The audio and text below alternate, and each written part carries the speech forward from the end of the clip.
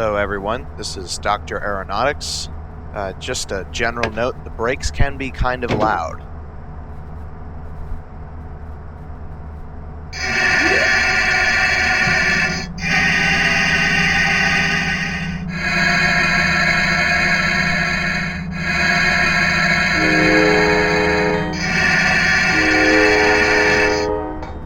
Well, now that we're through that ear sodomy, we have a train laid up in the Sunnyside Yard, and it is 1 AEM7, and we have a bunch of Amfleet cars in the back. We're going to be driving a Northeast Regional service. So what we're going to be doing is taking this train off of the siding, and then we'll run it around the Sunnyside Balloon, and then straight into New York City. If you don't care about running it around the balloon at 8 to 15 miles an hour, then you can skip forward to the 25-minute mark. We'll be at the platform of New York City at that time.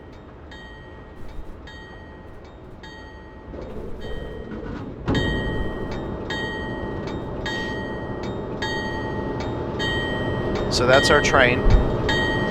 They don't use AEM7s anymore. They've been retired from service.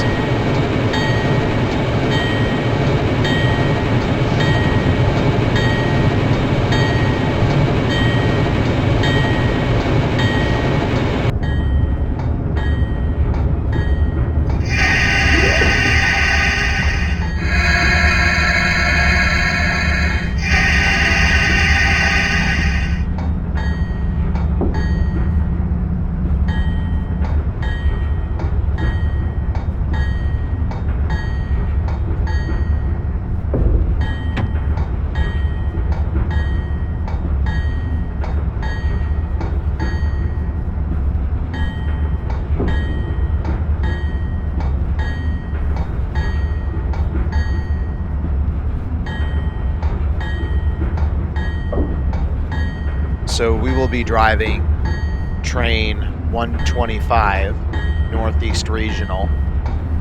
First stop is in New York City, and then we'll be driving all the way to Washington, D.C.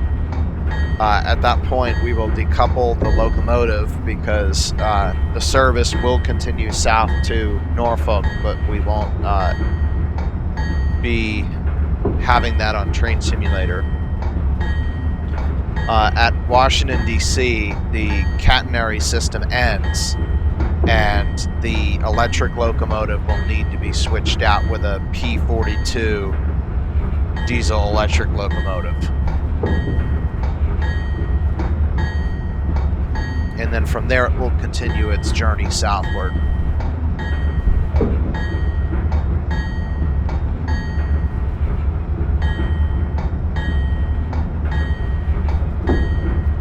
Speed limit in the yard is 15 miles per hour.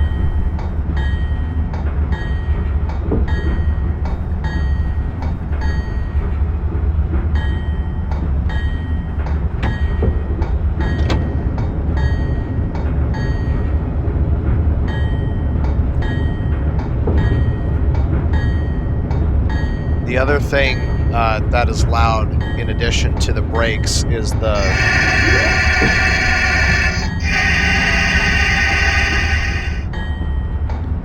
the squealing of the wheels when you get below 10 miles an hour. But it's not quite as bad as the brakes.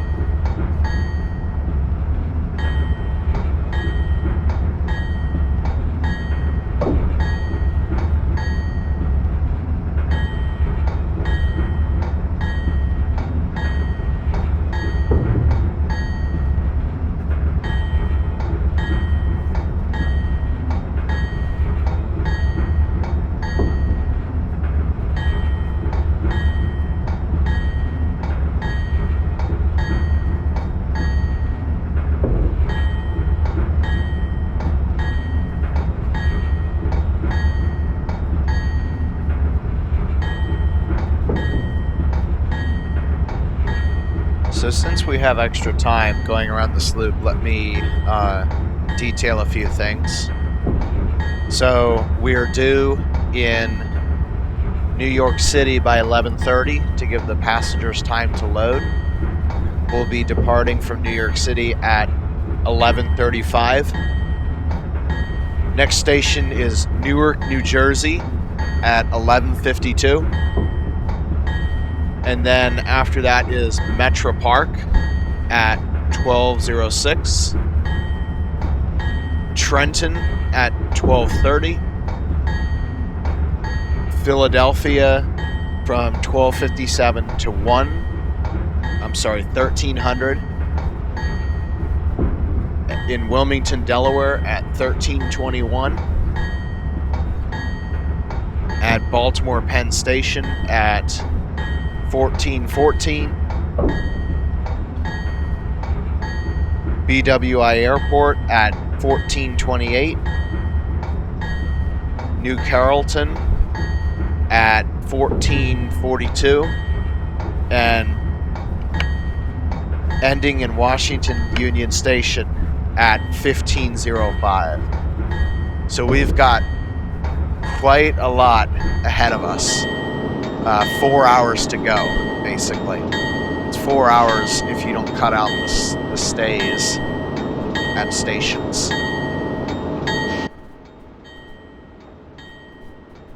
I'm not using the default Amfleet. This is an upgraded Amfleet, which is more realistic. The old Amfleets that came with Train Simulator were not photogenic, and they were also a lot more cylindrical due to lower thresholds for creating polygons.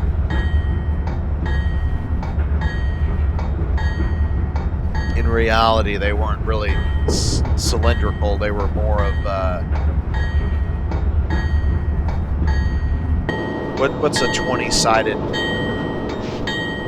icosahedron? I think that's what it is. A 20-sided prism, basically. Okay, up on the higher ground, I want to point out to your attention momentarily. I'm using the PRR Beta route. This route does have an end, unfortunately. No route is infinite, and that's it. So this is as far north as we can drive the train, right here. But fear not, because Dovetail Games made New York to New Haven, so if you want to see further north, it can be done.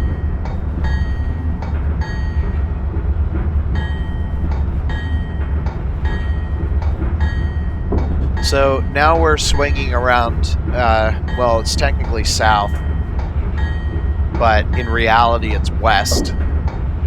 The tracks here at this point run east-west.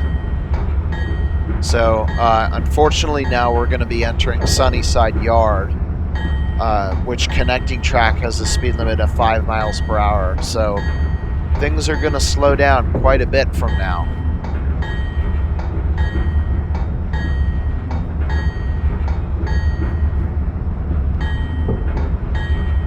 All trains have to make this trip. When a train terminates in Washington Union Station, or coming up from Washington, and you want to put it back in service going around south, you have to do the same thing.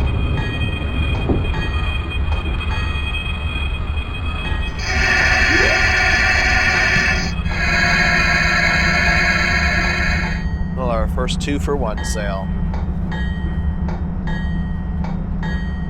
So just as a general note about recording, I record my train simulator and then I voice them over. So if I do it right, it should sound like this is real time.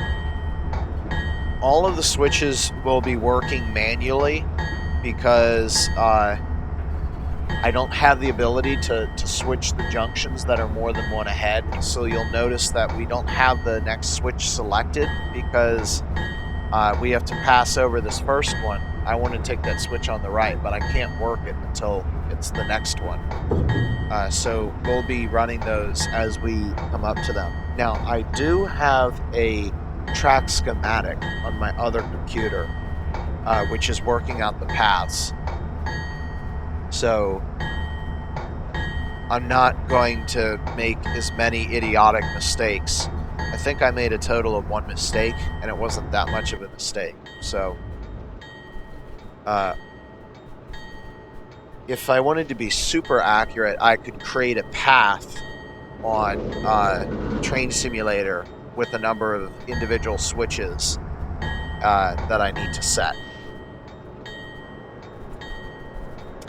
Now, here we are encountering a very interesting Microsoft Train Simulator glitch. The coupleable cars, when you run them over a switch, they will encounter a sort of bias, a force bias. They will want to, it's very similar to rolling over a hill. They will want to stop the train, and then right as soon as they get over the switch, they will try and rush the train forward. So you'll see, there we go. The force will swing back and forth. If you see where the speedometer is, to the lower right, there's a pulsating blue line. That's exactly what I'm talking about. And today, I encountered more resistance than I've ever encountered before. We're now going backwards at 1 mile per hour because of this. This is a glitch. So I have to start putting the sander on. And for the first time ever, in order to combat this, I have to bring the train to 100%. It takes that much force to overcome this.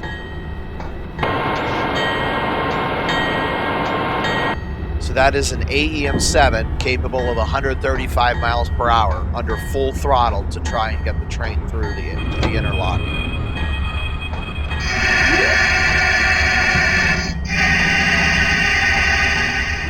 In real life, you do not encounter any sort of force near that. And here we go again.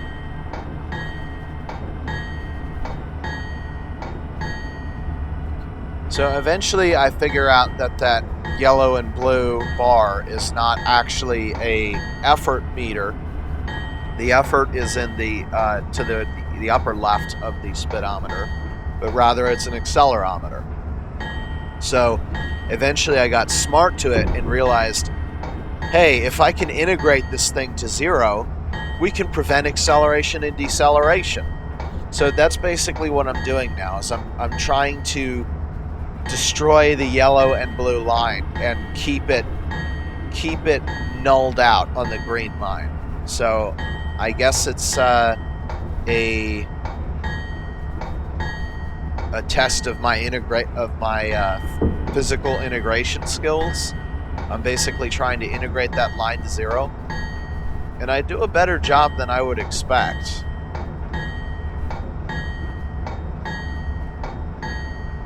And at some point, the train passes the last switch. It looks like right about now, and then that stops.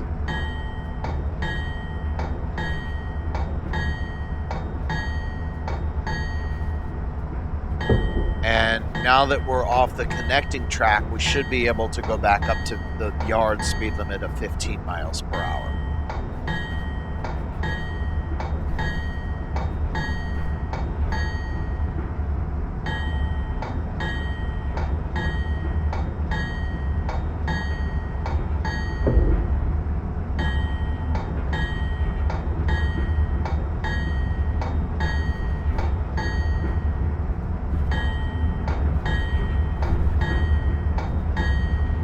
Alright, so now we are on the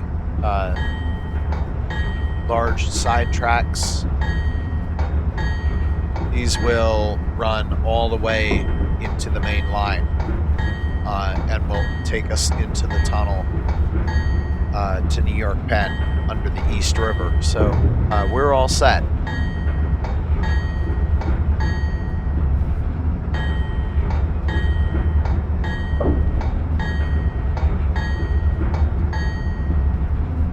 We'll join the main NEC when we reach.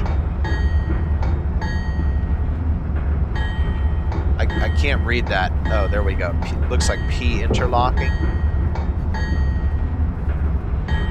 I need to make my screen a little bit larger.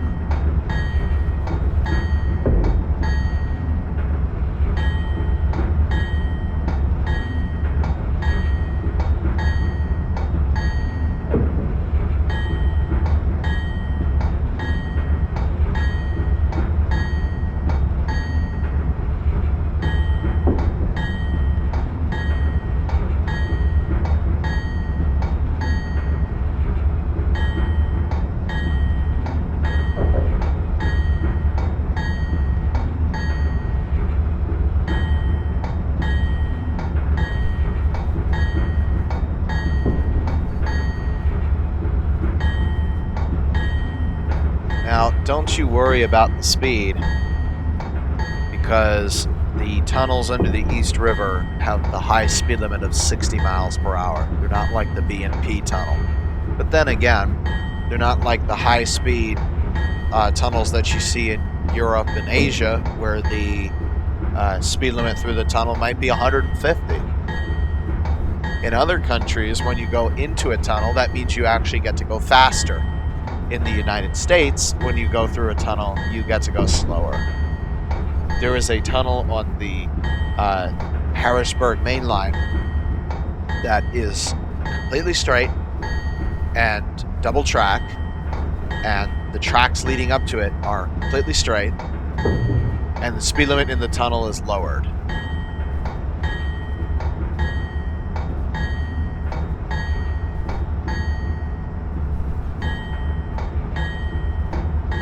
I think I forgot this connecting track here between, let's see where this is. We're on sub-tracks, and the sub-tracks between Q and F interlocking have a speed limit of 8 miles per hour. So that's what we're doing right now.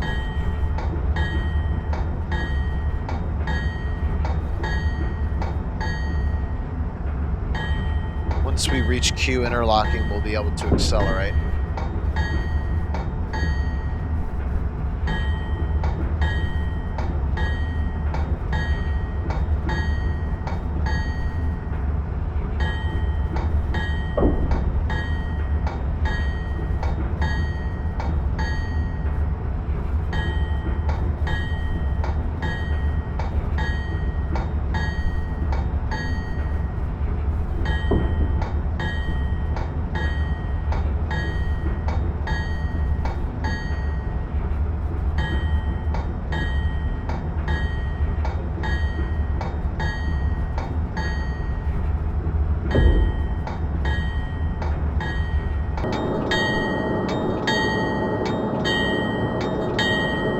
Okay, that's not P, that's F interlocking.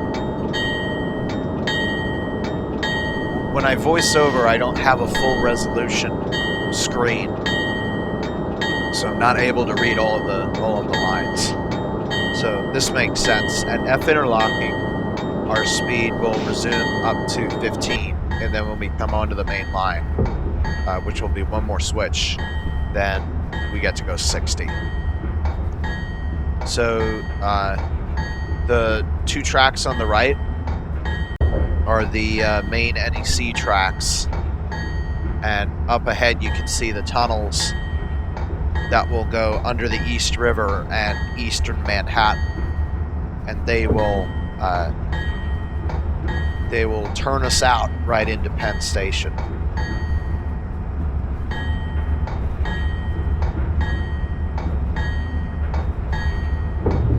Penn Station right now is exactly 3 miles away. Okay, so the speed limit is 15 miles per hour.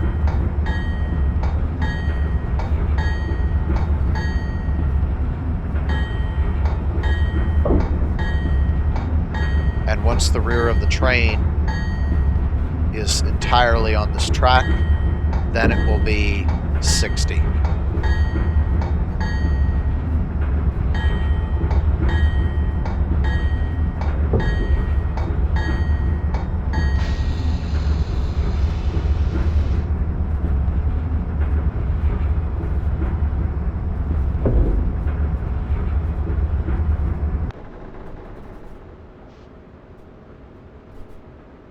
Okay, one more car. One more car. It's about to end. All this craziness, all this super slow craziness is about to end. We're going to actually get somewhere. Right now. Speed limit is 60.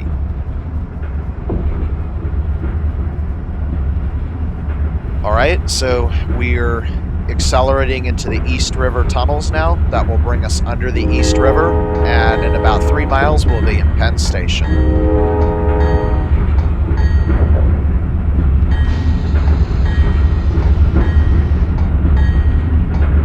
I just turned the headlight on full. That's the strobe that you can see in the upper right. Please don't look at it if you're epileptic. Because it's irritating, I'm only going to turn the headlight on full when I'm going through tunnels, even though that's not proper NORAC procedure. I'm going to dim the headlights when we're running because it's rather irritating seeing that strobe. But when we're in the tunnels, I'll leave it on bright.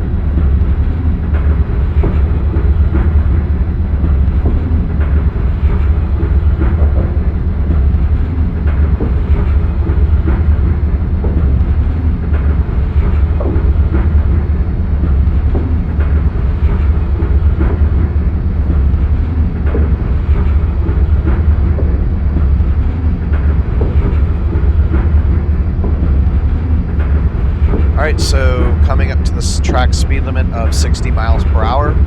We're at the bottom of the East River right now, and we'll be going up soon to go under Manhattan.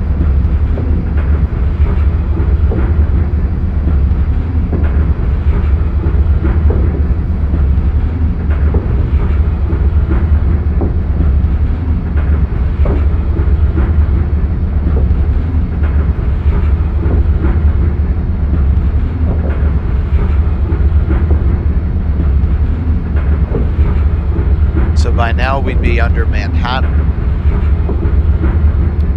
We're going to be going under, I want to say it's 34th Street, but I'm not 100% sure.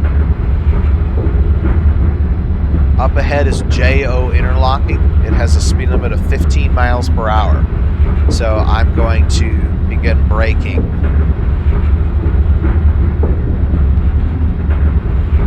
And I haven't done much driving with the AEM7, so my first acceleration and braking is rather slow until I learn that you need to throw, at least for the AEM7, if you're running a Northeast regional, you need to throw the throttle and the brakes around a lot. It's like it's like an airliner versus a fighter jet. You're really moving the controls. So I'm considerably under brake here.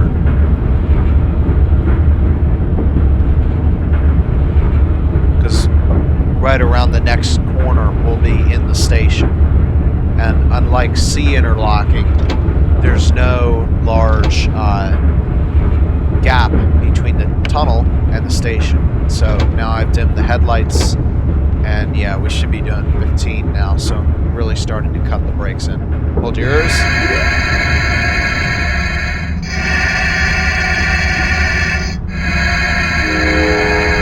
Starting the bell.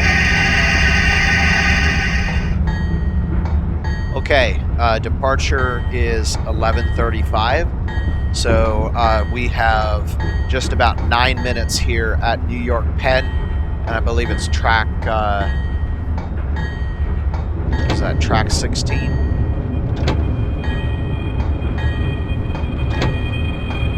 So it's a long train, so we'll pull all the way up forward.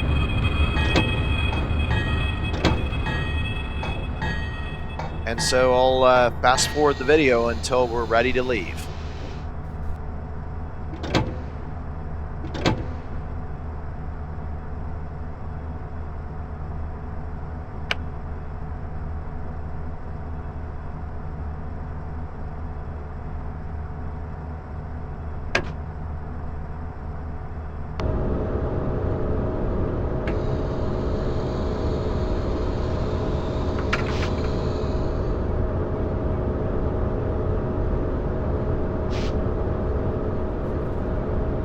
That's rather interesting.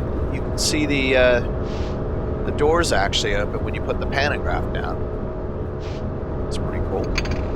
Anyhow, it's now time to go, so we're putting the pantograph back up. It's a little bit unrealistic to put your pantograph down at every station, although at the beginning and end stations, sometimes that's normal. So departure is in 1 minute.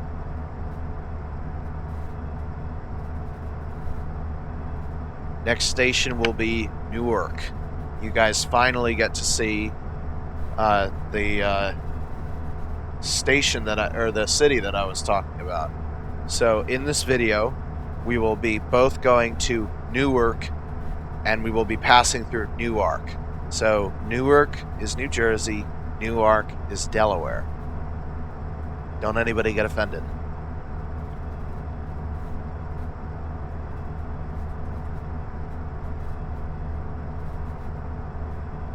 So at 1135, we'll be releasing the brakes, and we'll be going through the Penn Station yards here, and then into the North River tunnels, which you can see up ahead under the Hudson River.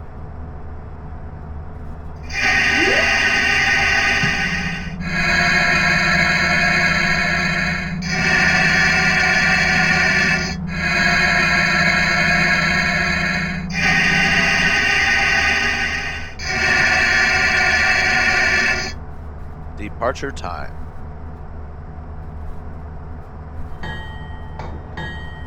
It's not quite as bad as the stock HHP8 from Train Simulator. I might just do a video satiring the ridiculous braking. If you press the emergency brake button and then release the brakes, I think it takes like a total of 70 seconds before you stop hearing the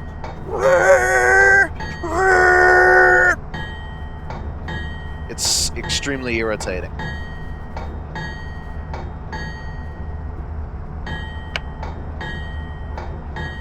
And the reason you stop hearing that after 70 seconds is because your ears have died by that point. Just kidding. So the speed limit through the yard here is 15 miles per hour, and through the window in the sky above us, you can see the Big Apple.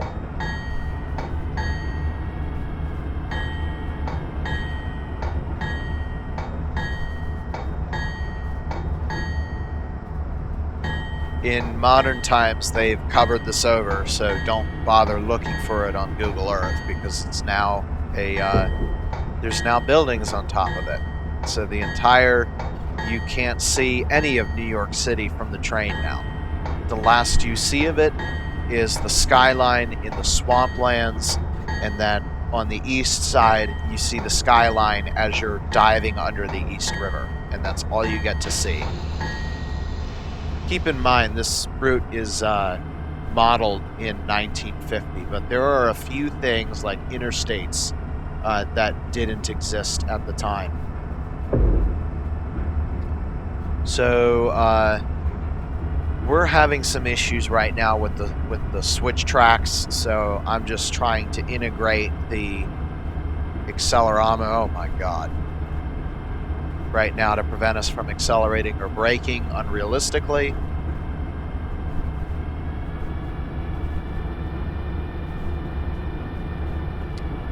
So I checked the information on the map, and it looks like the tunnels go under 32nd Street and 33rd Street. So I was off by about 1.5. Not too bad.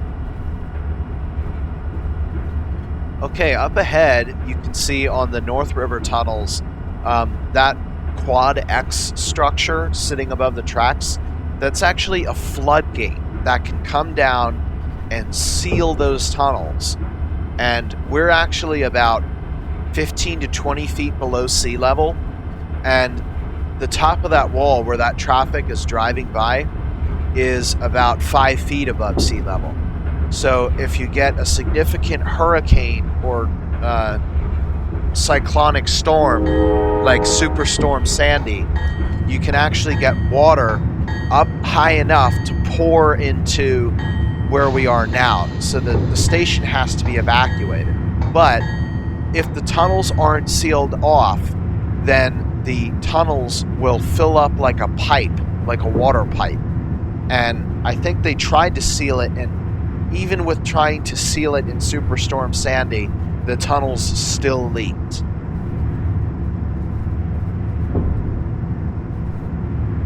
So the speed limit now through the tunnel is going to be 15 miles per hour. We now have the sound realistic tunnel sound that we didn't have before. When we get to the clear signal up ahead, the speed limit will increase to 60 again, at which point we will be diving down 100 feet to go under the Hudson River.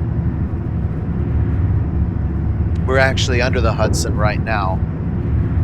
It's only a matter of a few hundred feet before you go from the New York State, or rather Manhattan, to going under the Hudson River. But if you look at the NOAA nautical chart,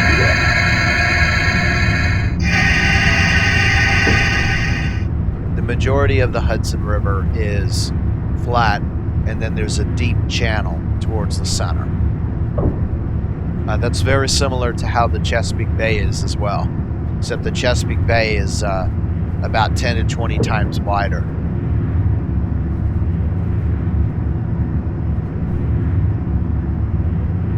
We are due at Newark, New Jersey at 11:52.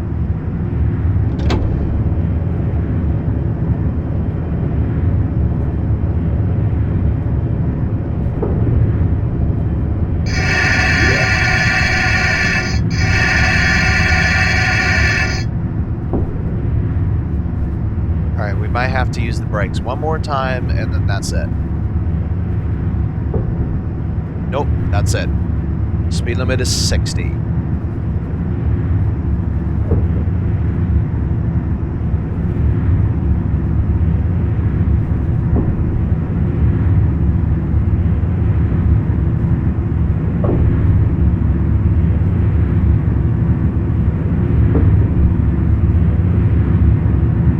It takes right around 12 or 13 miles for the NEC to reach its final form. That is the form with a set of tracks and a high speed limit. Right now we're only at about Milepost 2, so we've got a long way to go.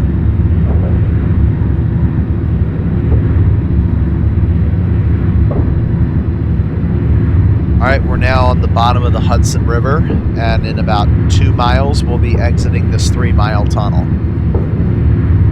And we'll be in New Jersey at that point.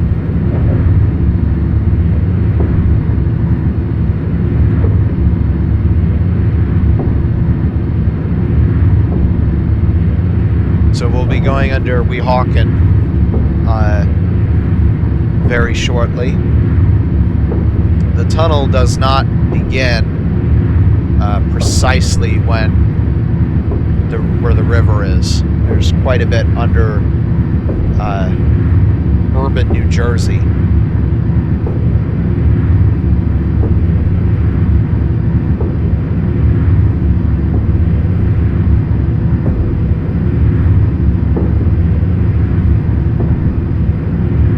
All right, here is the track speed limit.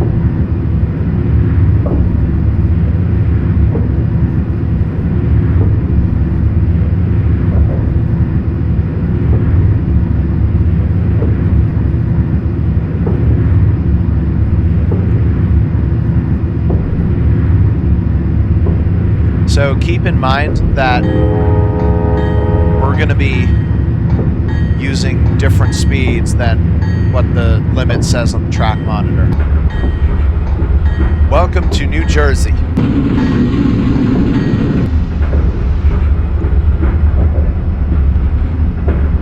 All right, this is the Marshlands, just gone through the tunnel portal.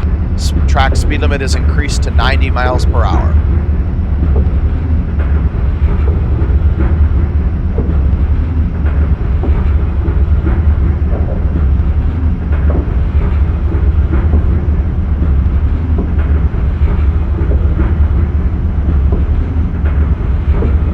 This is when I learned that it takes quite a lot of gas to accelerate in the AEM7. It's not like the Acela where you're only using like 40% maximum.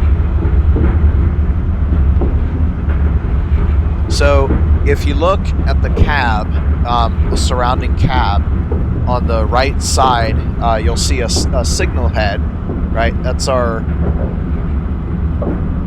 our in-cab signaling advanced aspect of what the next signal is on the track. And under that are two light blue, sky blue squares. The top one is the overspeed indicator, and it will be flashing red because the speed limits on this line are set for 1950, and we're going to obey the modern day speed limits. All right, so at Bridge Interlocking, there's a bridge over the Hackensack River, and the speed limit is 60 over that.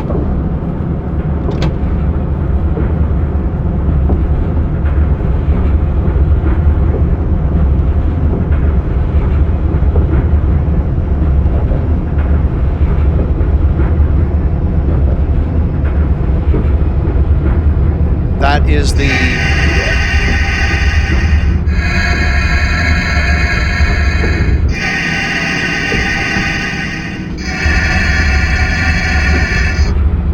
that was the New Jersey Turnpike and I-95 before I was rudely cut off.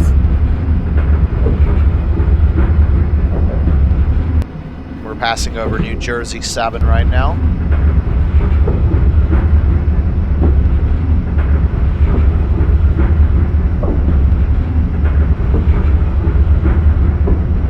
And now the Newark Turnpike.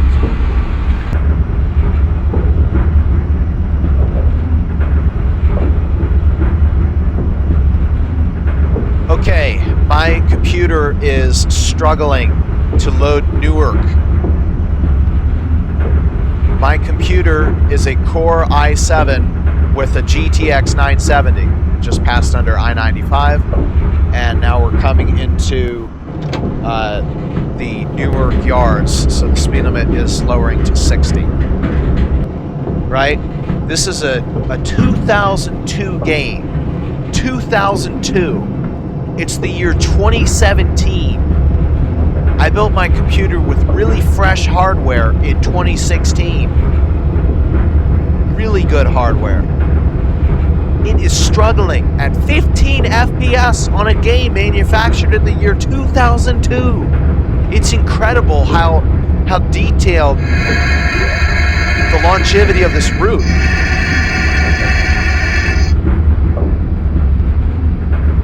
That's 15 computing years. In Moore's Law, that's like 30 doublings. 30. All right, at Hudson Interlocking, the speed limit lowers to 45. On the right now, well, left and right, the outer tracks is the path. So that signal there. That's the Port Authority Trans-Hudson, which is a above and underground commuter rail service. I can actually drive the path. We have a train simulator. World of Subways has a train simulator for the path.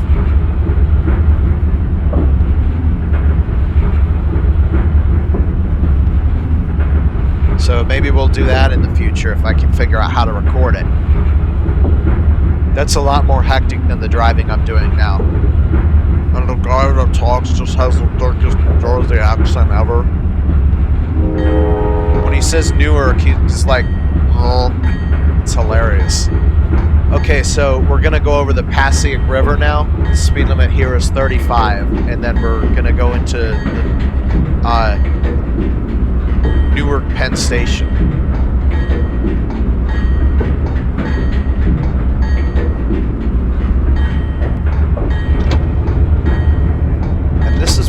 strangest station designs that I've ever seen.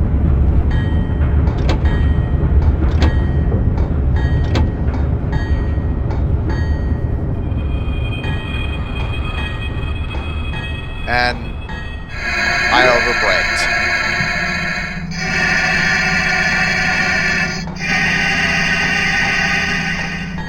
Shut up!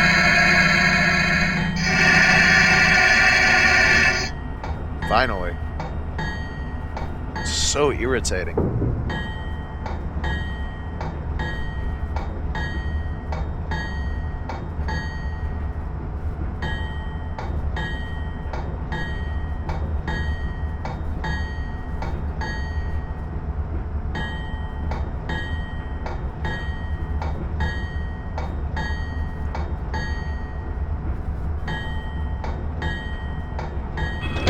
Okay, welcome to Newark Penn Station in Newark, New Jersey. We're just about 1 minute early.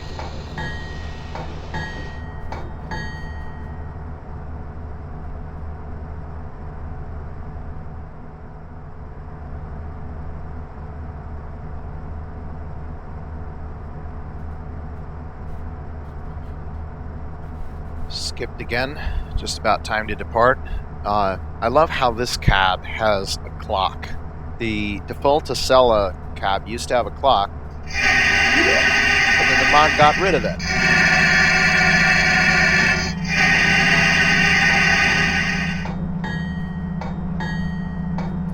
I could probably add the clock in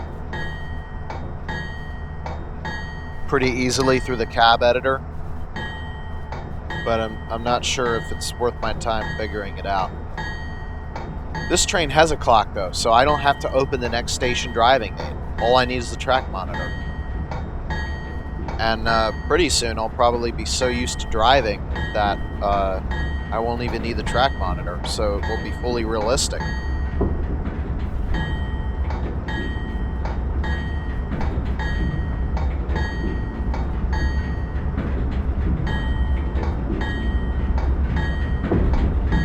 Okay, so speed limit coming off the back of Newark Penn is 35.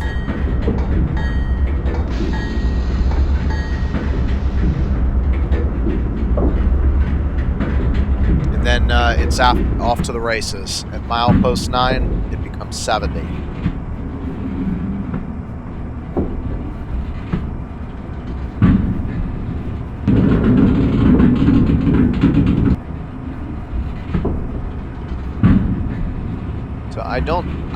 Yeah, it's not... Newark Liberty did not exist in 1950, so it's not here. Whoa, what was that? Saw red flash before my eyes.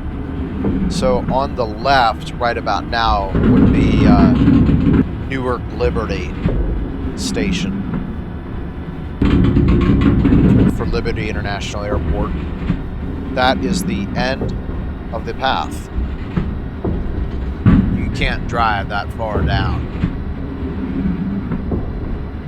on the path simulator. There's like a buffer or something, like a temporary block preventing you from driving down the track on the World of Subways.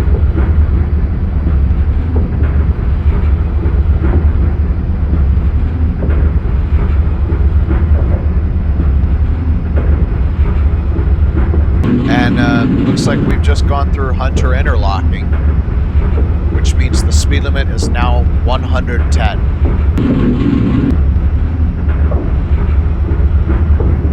But be careful. I'll explain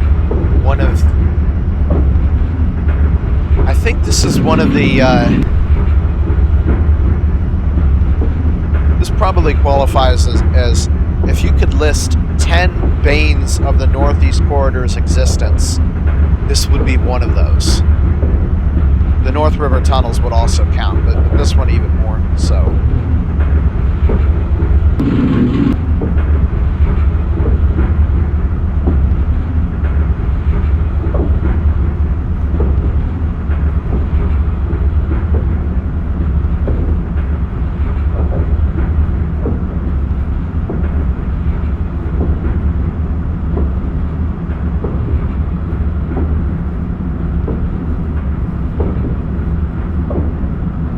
Alright, we've left Newark. We're now coming into North Elizabeth.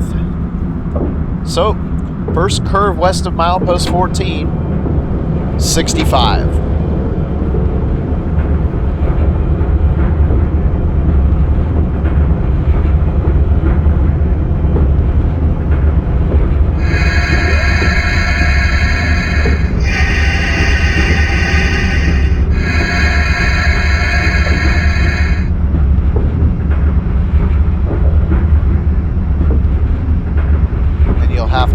Track monitor for all this craziness.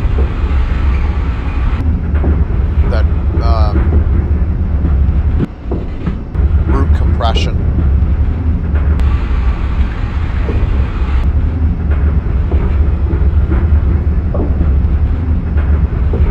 Curve east of Elmora, 55.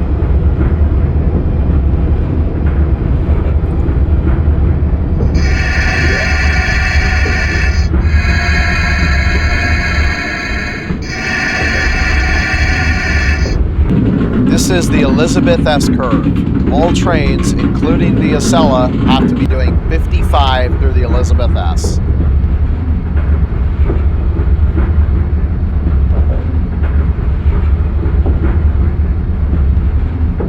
Curve after, 60.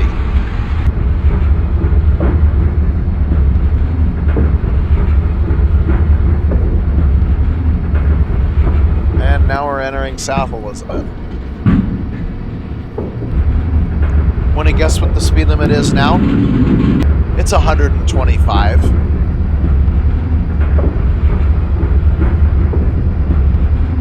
And that is why the Elizabeth S curve is one of the banes of existence of the Northeast Corridor.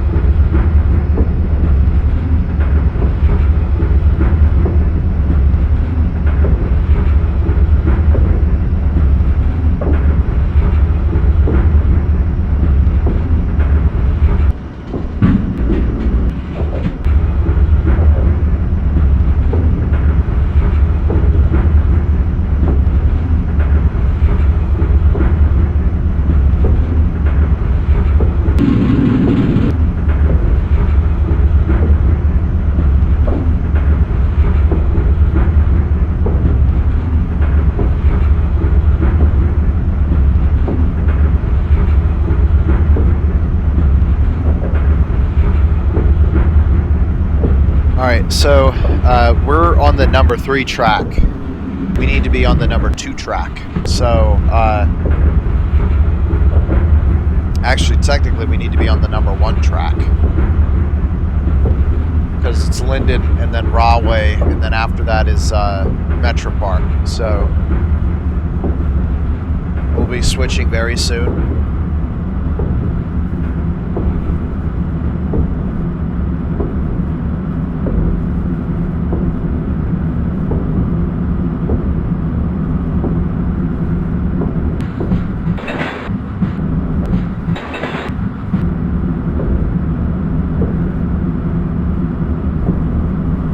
Due in Metro Park at 12:06. All right, so we've got an approach medium. So we're going to slow to medium speed, which is 30 miles per hour.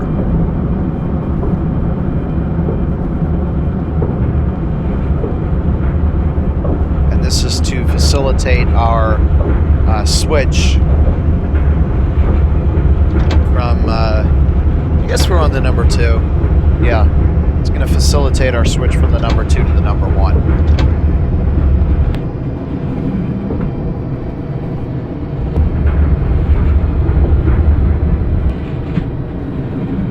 All right, and above we've got a medium clear.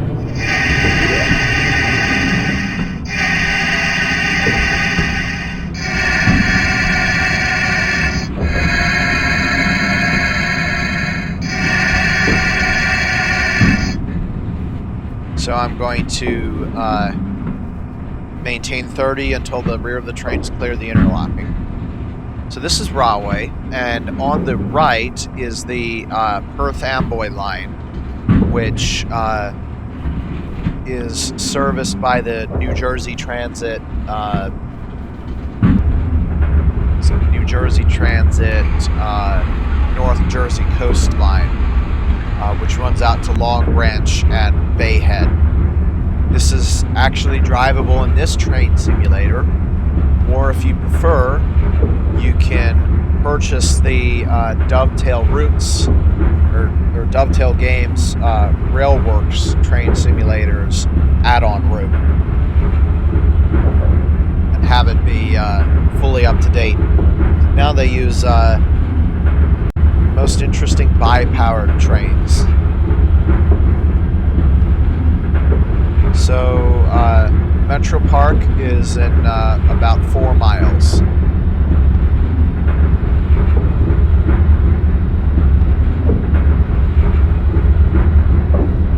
Now that we've cleared the interlocking, we can go up to, yeah, we're on the number 1 track.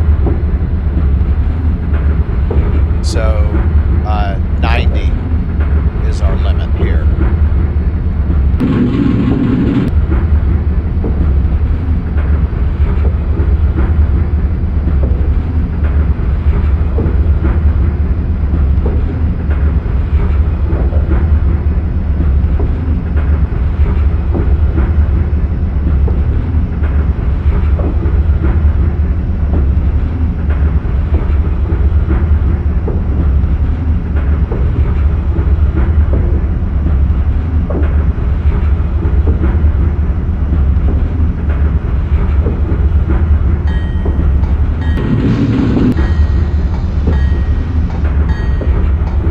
Speed limits in this train is different than the Mark in the sense that we're over the edge.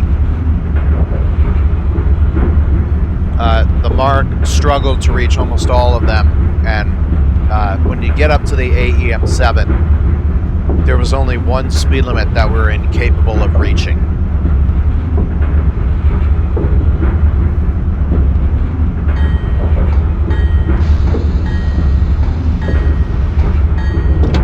So because this is modeled in 1950, Metro Park, which we're currently slowing down for, was named Menlo Park, and it was actually slightly in a different location.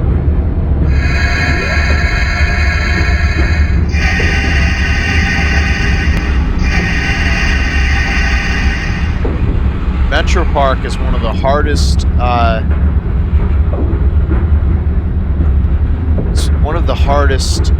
stations to slow down for, because just about all the Acela stations that are there are in cities that are so large that the track work is complex. So you get a deduction, but because Metro Park is a suburban station, there's no deduction in speed. So speed limit's 125, and then all of a sudden you have to put your brakes on.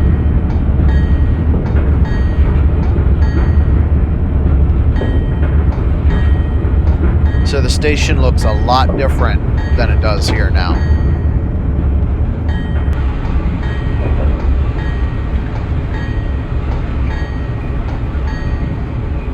Keep in mind, all these stations that we're passing by, just about all of them still exist.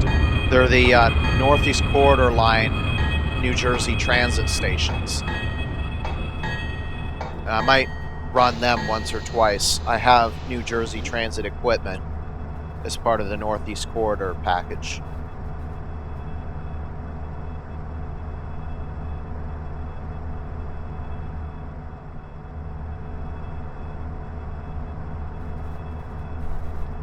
We're right on time. Departure is at 12:06.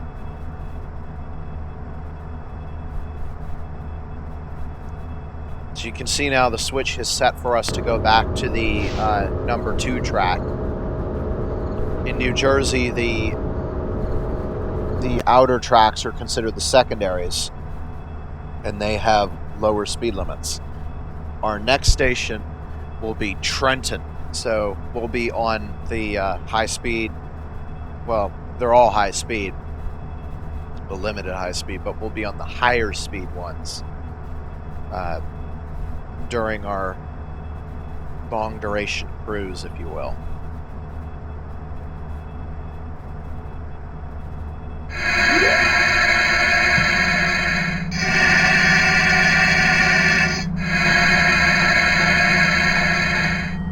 Alright, 10 minutes from now, we're going to be going really fast.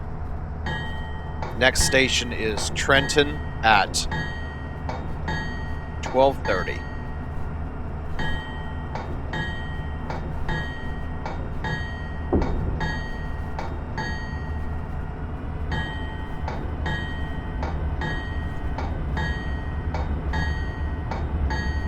Alright, so maximum authorized speed is 100. But due to the approach, that's likely an approach medium that we're receiving, we'll only be going 45.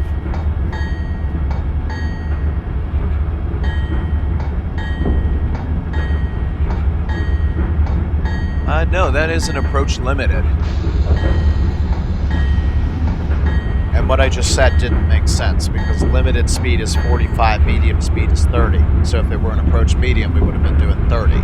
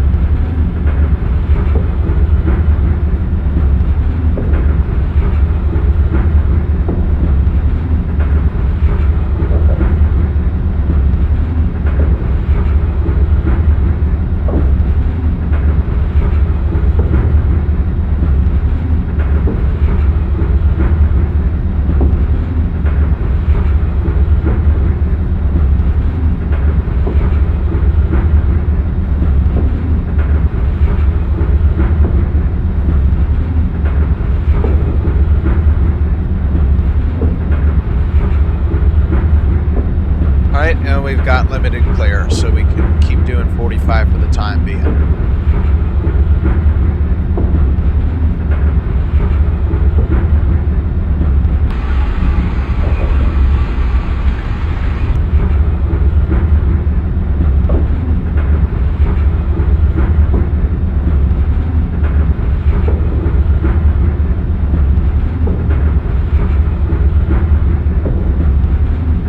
Okay, we're now allowed 110. We cleared the interlocking.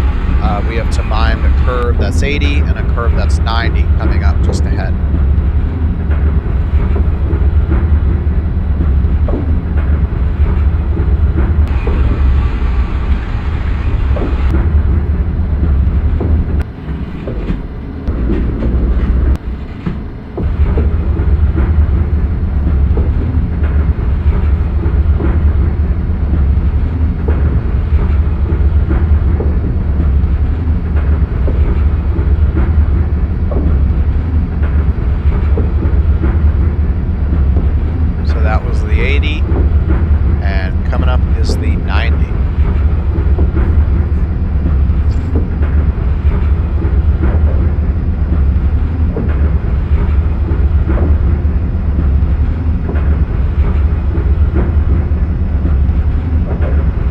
Passing under I-287.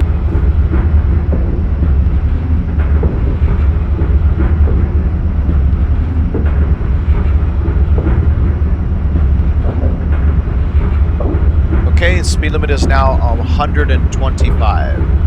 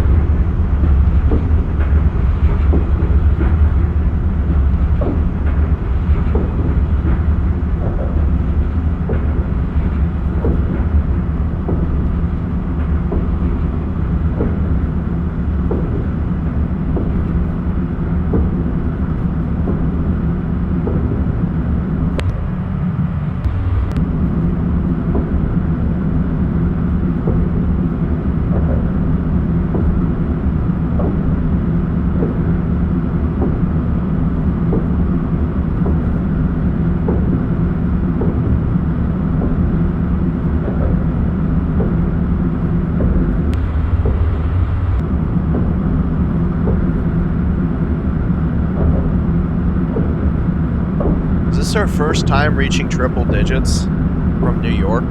I can't remember, but it takes a long time before you can go fast.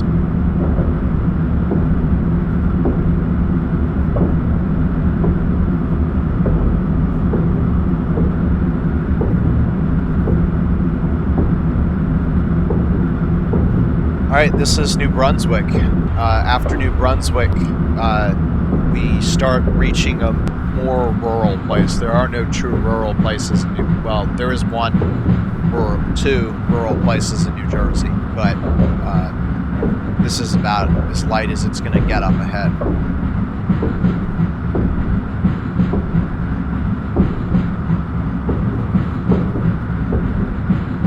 And you can see now under the indicated aspect in cab signaling, there's that blinking red light saying that we're breaking the speed limit, but it's okay. County interlocking. We're now approaching my favorite portion of the line.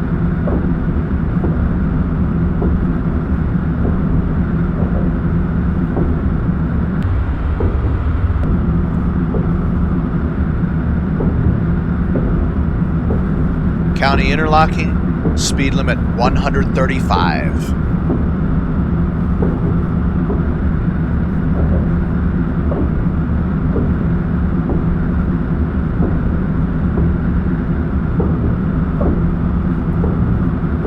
This curve is 130, does not impact us. And then the next curves we need to worry about are at milepost 39 and 40.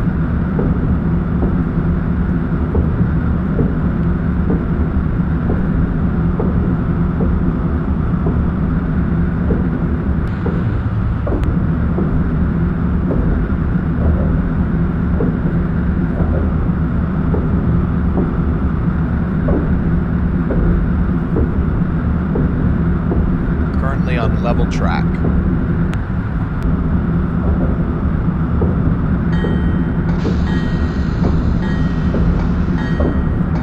I didn't have to run the bell, but when I'm going that fast with a pedestrian walkway, probably a good idea to run the bell.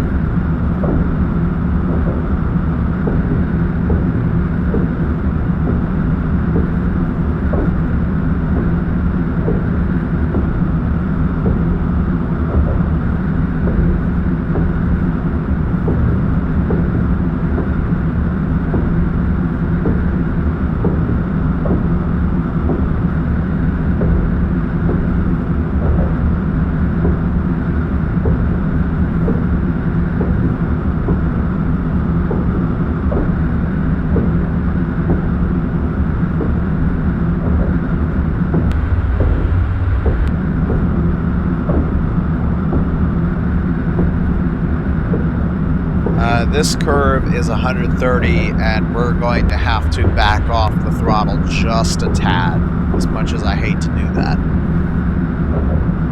So, we've reached this speed limit now, too. So, I guess you guessed it, the one that we are unable to reach is 135. Can't quite go just that fast. But if we needed to, we could just add another AEM7. Okay, we are clear for 135 until milepost 50.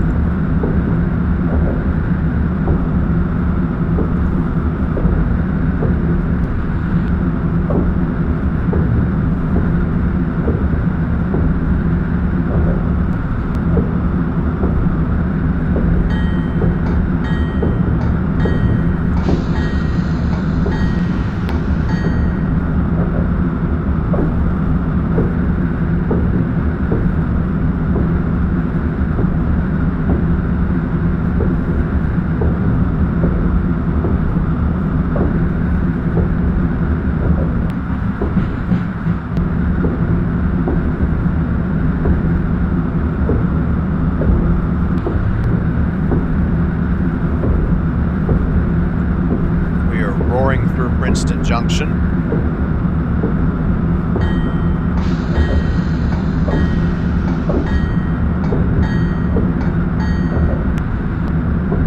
There's a 130 mile an hour curve at Milepost 50 and another one at 51. But it looks like we won't be affected by it.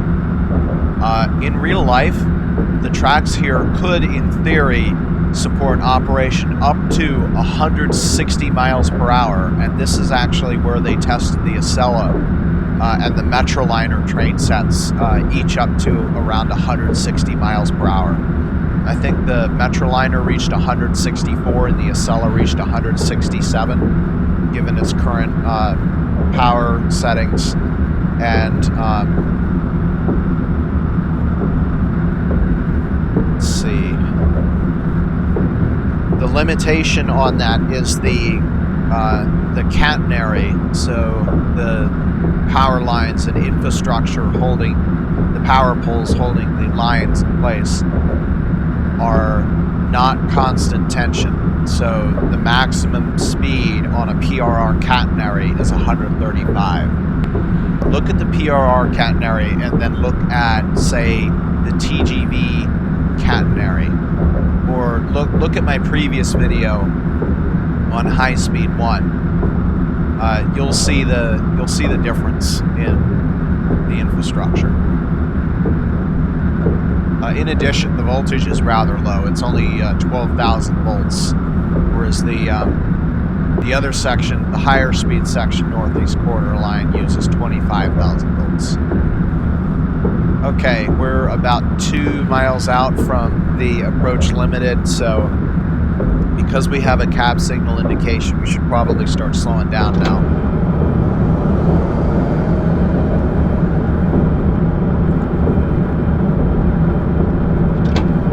At Ham Interlocking, our speed limit will drop to 110, but at this point it doesn't matter. We're slowing down from Trenton.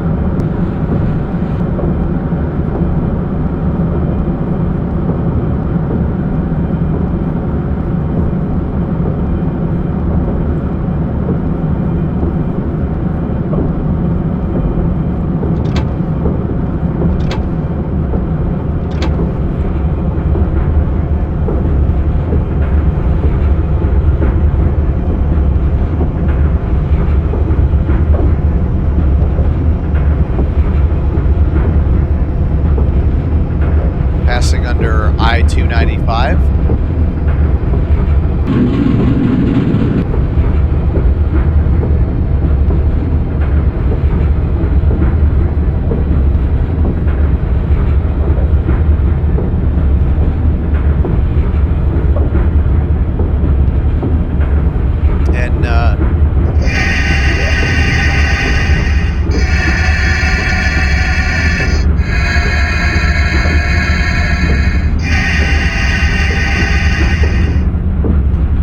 So you can see we would have received a,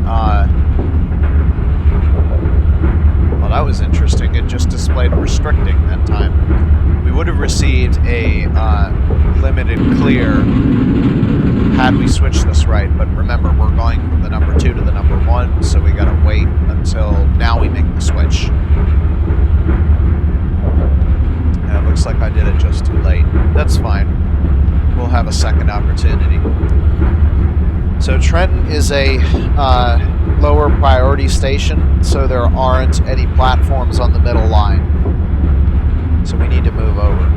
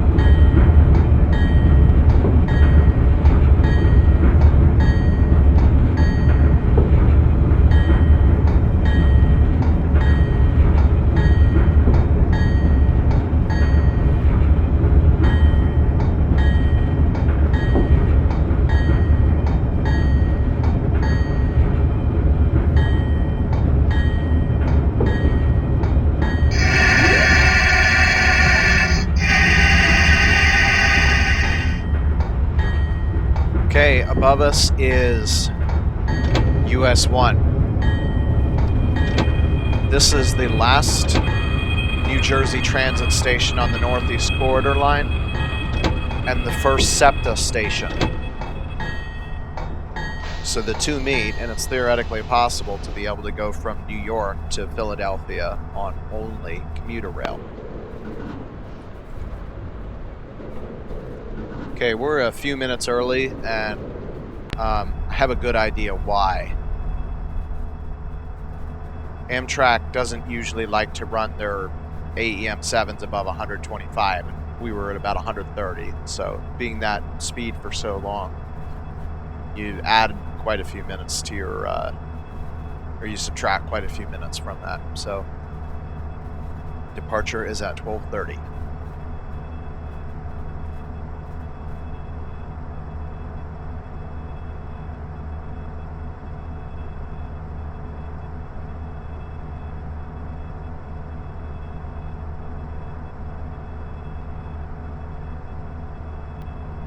Departure time.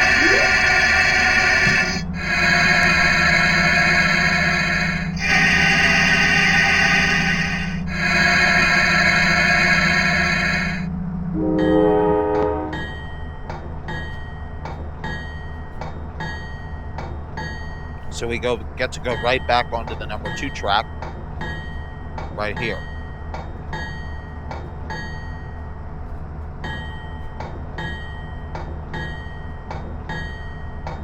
But first we have a medium clear. We are doing to Philadelphia, Pennsylvania at 12:57.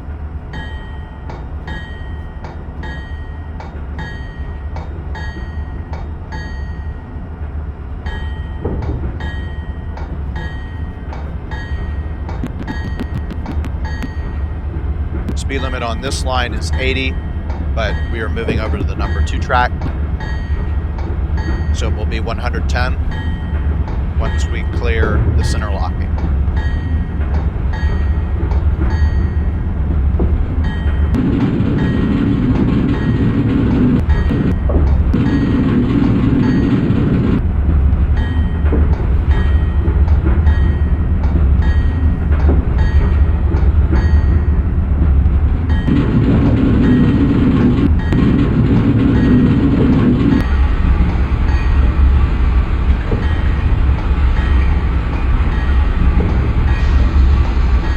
Under US 206, some random route in Trenton.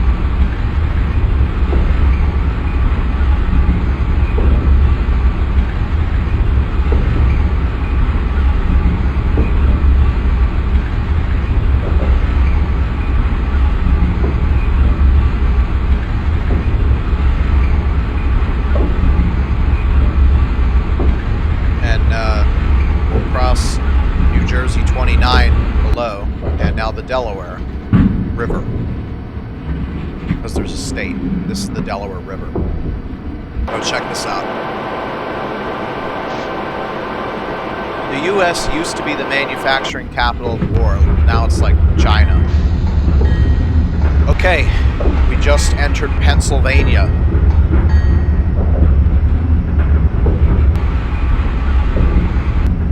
Now, despite the fact that this curve is ridiculously tight, even for 70, the speed limit here is 110. So,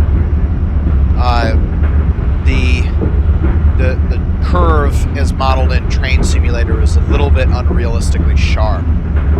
My guess is that the builder of this route was handing off to another route builder who was responsible for covering New Jersey, and this is where the two met, and they had to make their tracks meet. So whatever sharpest curve they had to do that. Okay, let's see now. Speed limit is now 125, except the first curve at Milepost 61 and the second at Milepost 62 are 110 and 115. Probably won't have to worry about those.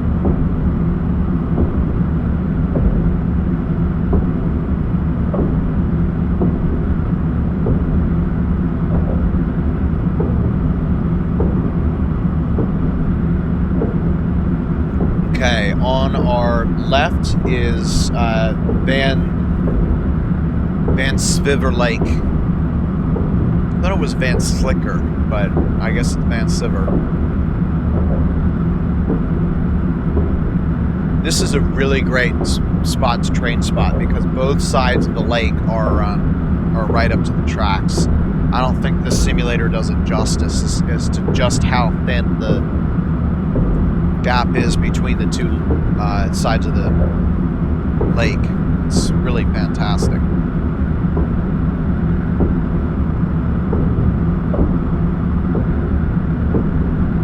Alright, that is it. Back up to 125. Although at Grundy there's a 120 curve that we have to watch out. I think Grundy is just south of Tullytown, and it might not have existed in 1950.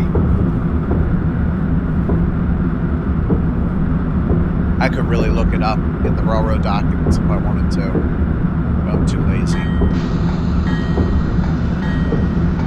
Again, just because I'm doing 115, I think it's probably a good idea to ring that bell. When we start getting further south, we'll be on the #1 track and passing by the platforms. I'm actually going to sound the horn at that place because one time, a long time ago, I was standing on a commuter rail platform, and this doesn't happen very often, but they decided to run an Acela on the #1 track, and I was looking at another train that was coming, right?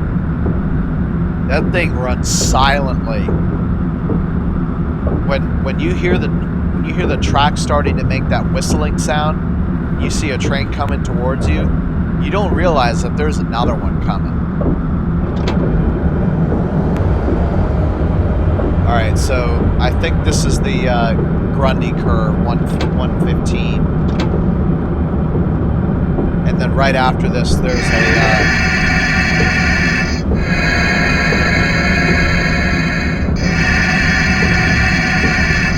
there's 105.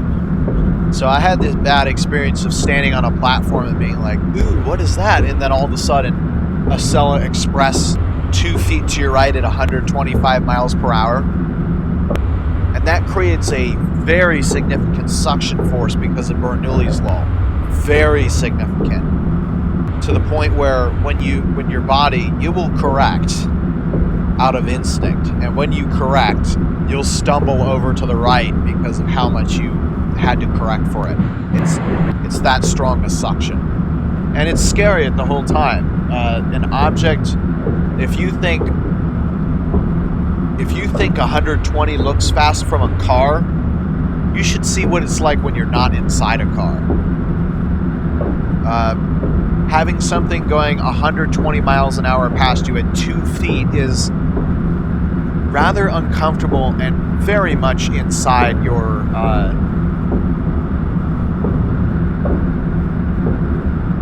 personal space, we'll say.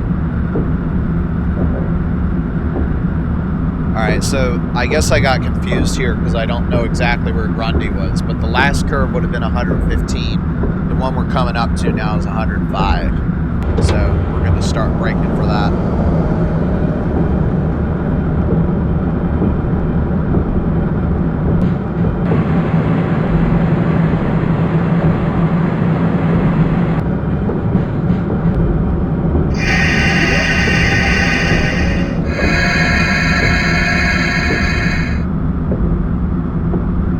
That was Neshaminy Creek.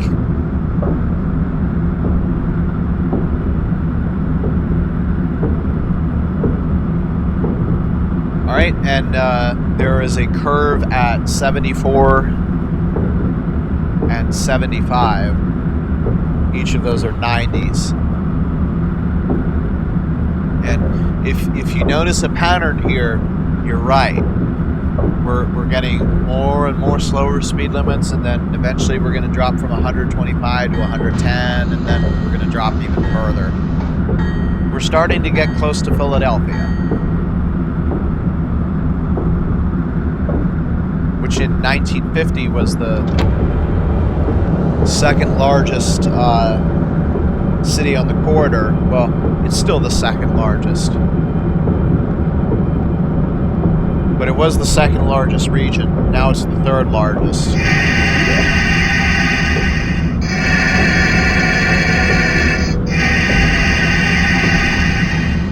Because the Washington metro area keeps growing and its suburbs keep sprawling.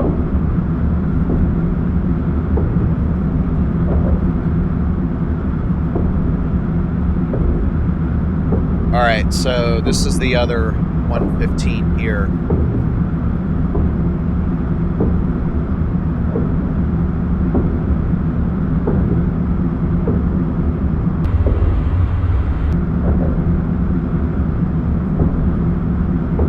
I was a little bit unsure of my location here because ideally we would be accelerating right now. Oh no, I remember what it is. I was concerned with, yeah, right there. So just then was my first crash. Crashes typically happen when you come into large cities. So that is why I slowed down. So I was trying to prevent that, but it didn't work. So the good news was I had saved the game 6 seconds before the crash occurred. So when it happened, I was like, okay, just lost 6 seconds. Not bad. It's very similar to hitting the pause button, actually. Minimal backtracking. Alright, so now things are starting to get a little bit confusing. The speed limit is 110 now until Holmes Interlocking. Which looks like it's right about here. Yeah. Okay, so that, I believe, was...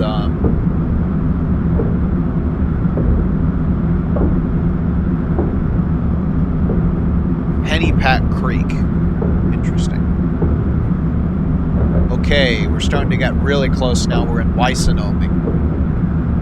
Speed limit is now 100, and there is the first curve west of Milepost 81 is a 60.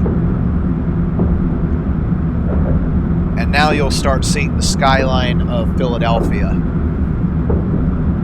Right on cue. Now this is a particularly important area. Pay attention because I'm going to be talking about some important things that if you decide to drive a train through here will save your ass. We're coming up to Frankfort Junction. Anybody who follows the Acela and Northeast Corridor knows all about Frankfort Junction.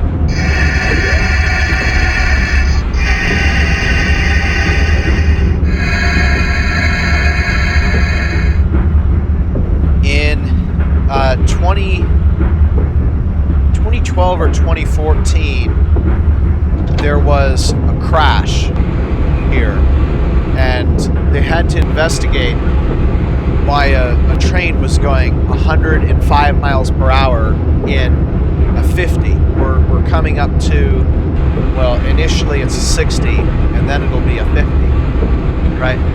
What speed did we slow down from? We slowed down from 110. So we're going the reverse trip, right? Let's backtrack. So the engineer, they determined, was confused, and he thought that he was at the section of track we were. Keep in mind, he doesn't have a track monitor, so he's looking for visual cues. So the area behind us where we were doing 110 miles an hour, that's fine. That's, you know, where he started accelerating. The problem was he lost track of exactly where he was. And he thought that that area that we were doing 110 is up in front of us. So this is it. This is the 50. The train derailed on this curve coming northbound, which is opposite the direction we're going. And the train went off into that debris field that you see off to the side. So he was doing 106 miles an hour through here. Problem was, the section of track that we're on now is a 70 mile per hour speed limit here. but he confused it for the 110 that we just came from. So he started accelerating from 70 to 110, right? Because the next speed limit after the 110 is 125. Everything's cool. The problem was he was doing 110 and a 70. Ooh, nice fire there.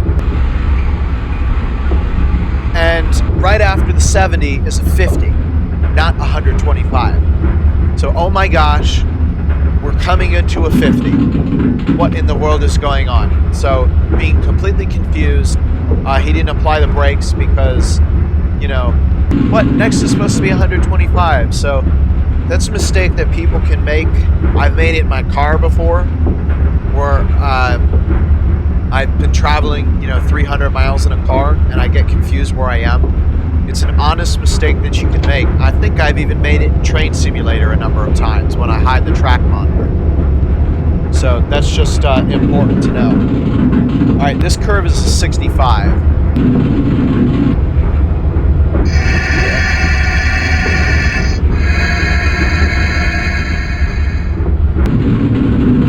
So yeah, that's the 100-foot level of what happened in that accident.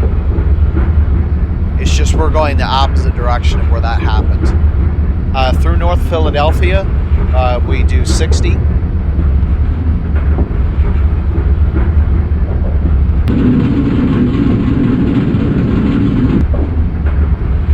And the thing that I find very funny is the ignorance of the news, because they were like, the train was going 105 miles per hour.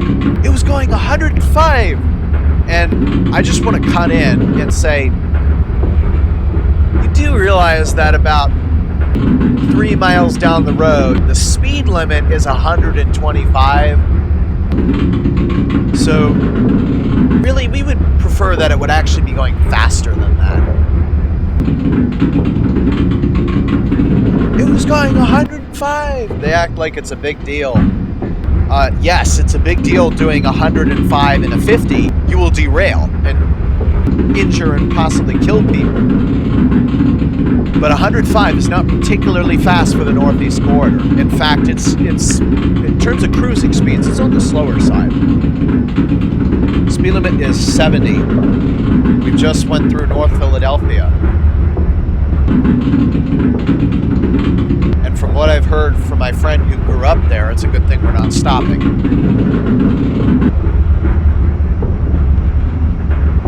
Alright, we're coming into a 3-letter word. ZOO, Zoo Interlocking. This is the slowest assortment of tracks on the entire corridor. We'll have to do 15 miles an hour for the next 2 miles. That was the second time my computer crashed because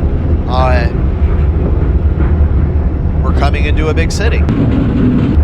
Alright, the speed limit here is now 30 miles per hour.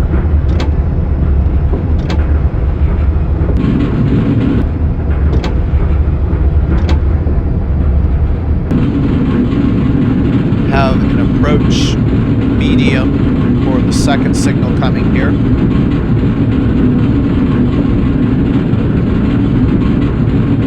So I braked a little bit late here. And we have to go all the way over.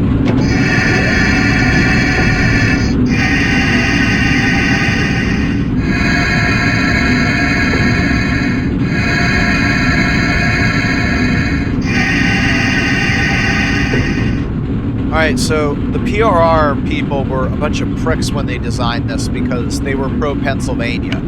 So they designed the main route to stay in Pennsylvania. So what are we looking at? On the extreme left and the extreme right are the Northeast Corridor tracks. In the middle becomes the Harrisburg to, or the Philadelphia to Harrisburg to Pittsburgh main line. And oh my, we have a lot of sound glitches. So now the speed limit is 15 miles per hour. And so basically they determined that the main line was going to be from Philadelphia to Pittsburgh. But their ploy didn't work. Western Pennsylvania did not grow like Maryland did. And so now the main line had to be dubbed the Northeast Corridor and become the Philadelphia to Washington route. And thank goodness in the future, the Northeast Corridor doesn't go through this crazy maze track work of 5.2 degree slopes just to come back to itself again. They've fixed it now so that the Northeast Corridor is the main route. That being said, the Philadelphia to Harrisburg main line is a major corridor, but it's not the biggest, and it's not the main one. Alright, so for the next mile, we have to do 15 miles an hour.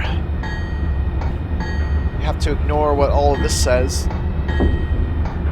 All of the information beside me is indicating 15.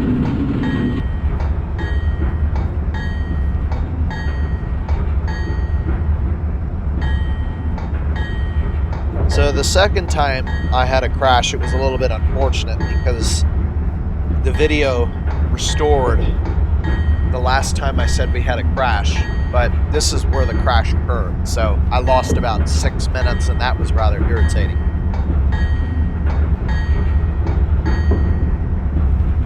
Alright, so I need to put the brakes on, unfortunately.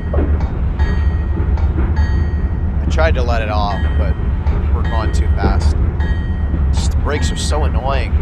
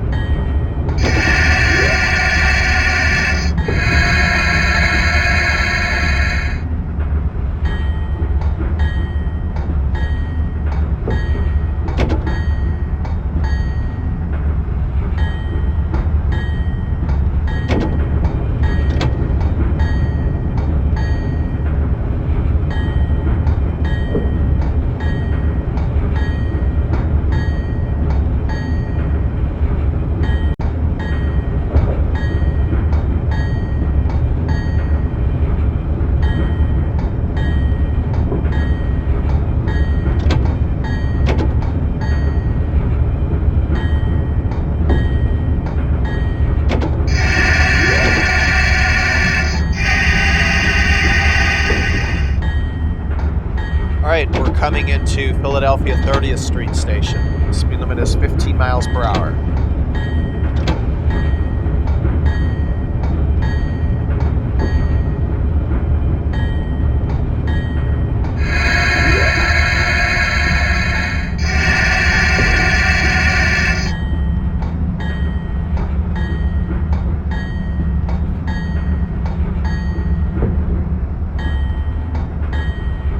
There are two levels at 30th Street Station.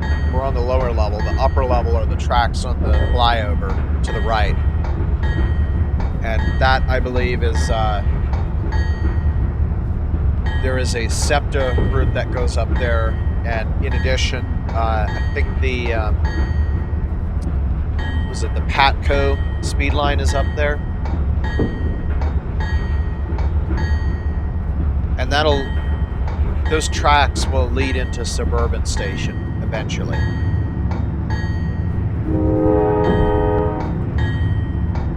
Well, it's the Harrisburg subdivision, apparently.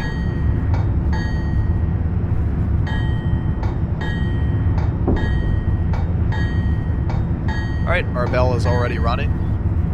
Looks like I forgot to dim the headlights.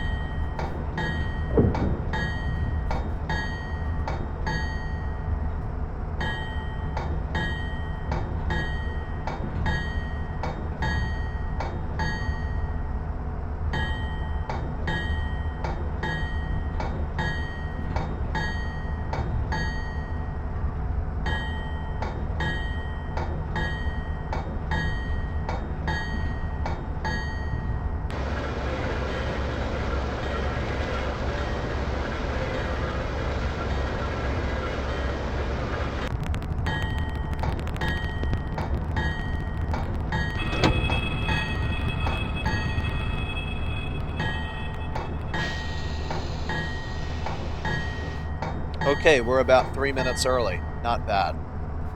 Departure's at 1 o'clock. 1300.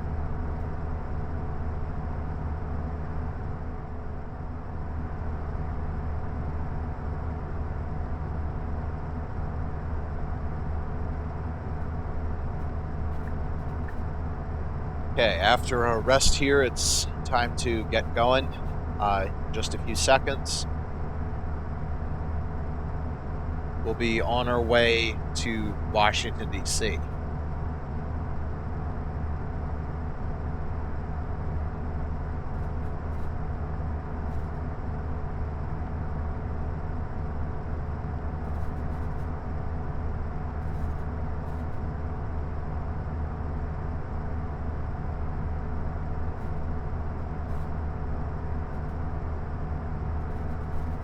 Let's get going.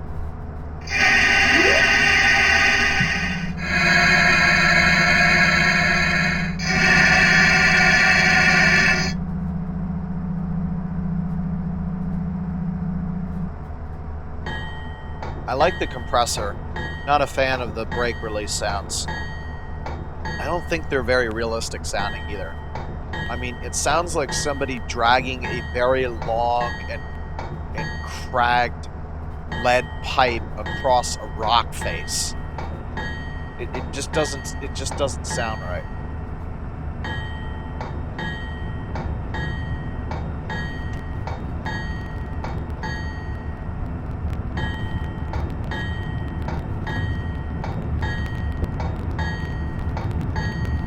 All right, more sound glitches.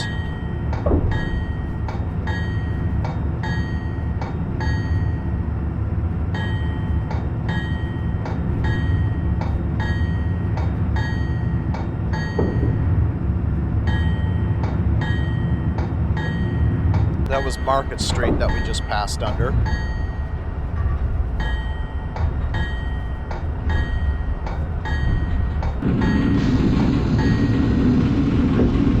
Alright, so the speed limit right now is 30, and once we clear this interlocking, then it will become 60.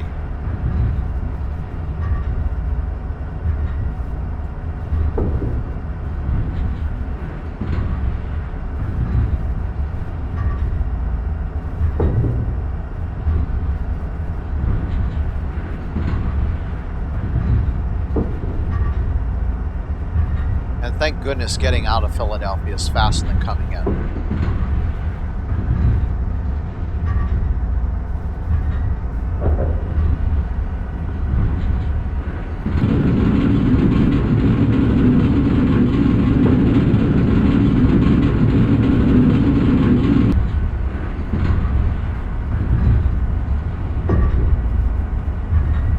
Alright, now it's 60.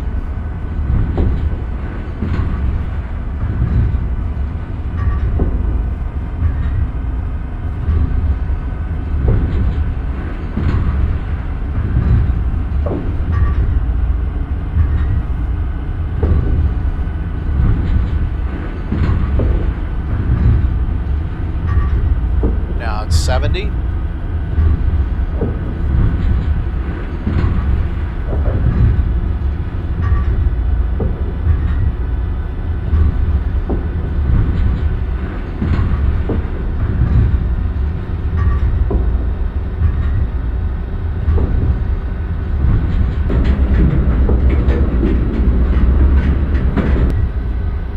And now 100. So that's it. It's not bad getting out of the south end. It's actually easier than getting out of Baltimore.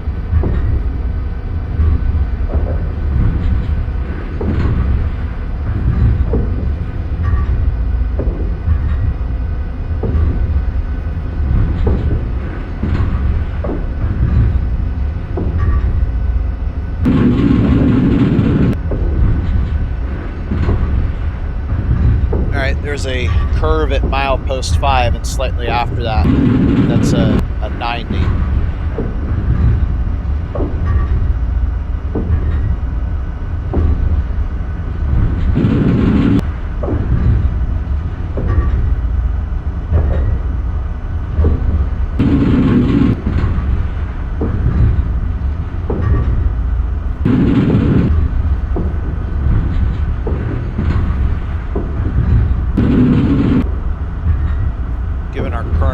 acceleration, we might not have to worry about it.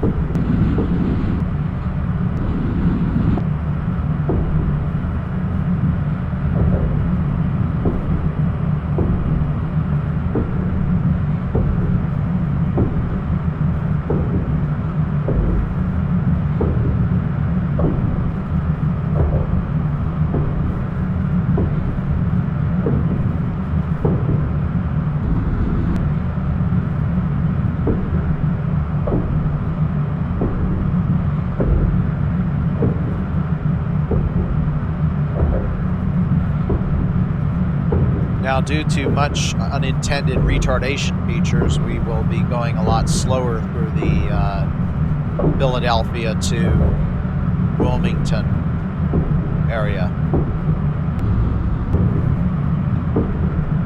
Alright, after this curve, we go back up to 100 for a little bit.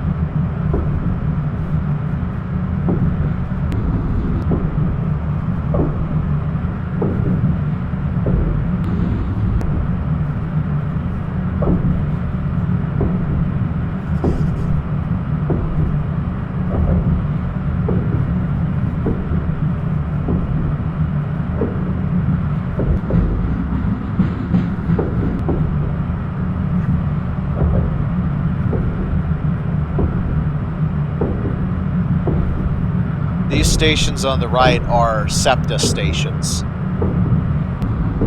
Southeastern Pennsylvania Transportation Authority.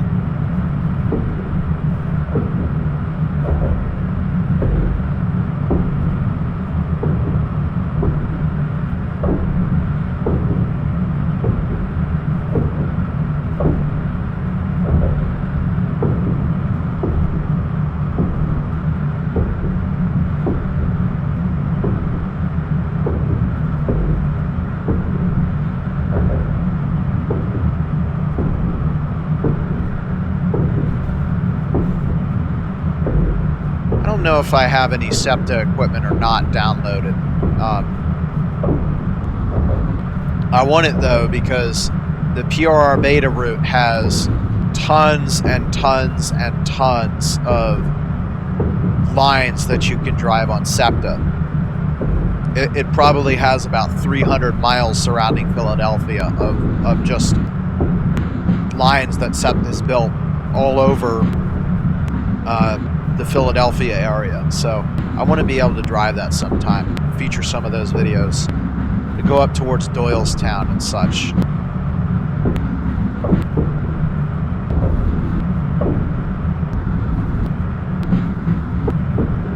Bridge World, everybody.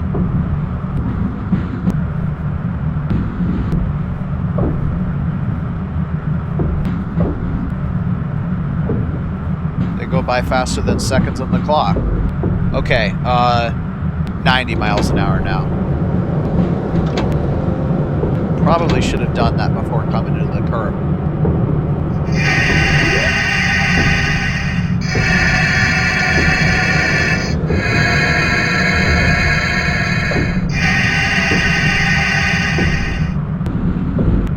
The nice part about curves is that they're set for the things on people's tables. So if you go a little bit too fast, then somebody's wine will tip over. No big deal. If you go kind of fast, then people will get pressed into their seats, and they don't like that. If you go too fast, like 105 and a 50, you'll derail and people will die, and that's not fun. So doing 190, probably a few wines will tip over.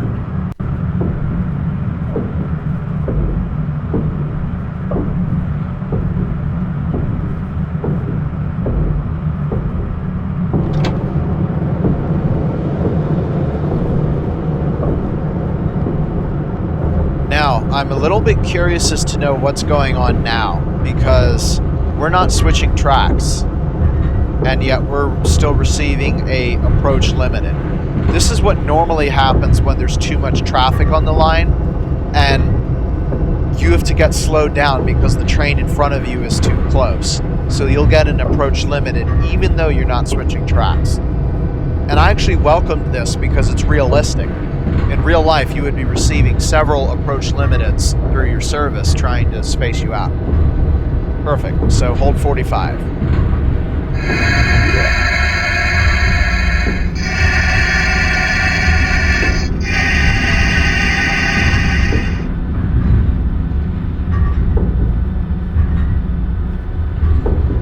Now, unfortunately, the cab signaling is not fully realistic. It should be able to display my limited clear, but it doesn't. Anyhow, I need to hold limited speed until I clear the interlocking, which is when I get to the next signal, technically. So in real life, this is how they would space trains out. And in trains, you don't have backups, because if you can see the train in front of you when you're any closer than, or any higher than 20 miles an hour, you're dead. But if there are lots of trains, the equivalent of a backup on a railroad is yellows. You just get yellow signal after yellow signal after yellow signal. So that's the form that traffic jams take on a railroad. Man, I do so many trains, I pick up so much random tidbits, it's crazy.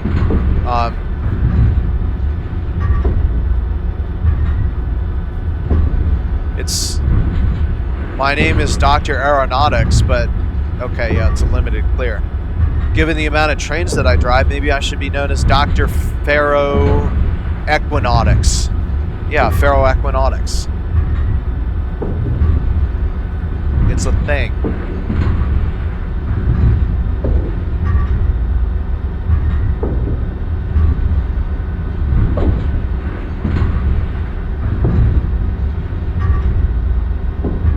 Alright, about 30 seconds ago, we just crossed into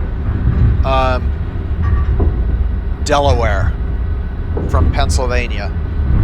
On our right, as you might remember in the default train simulator, was I-95.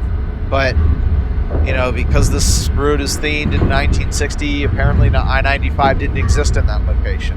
Whatever. On our right would be I-95.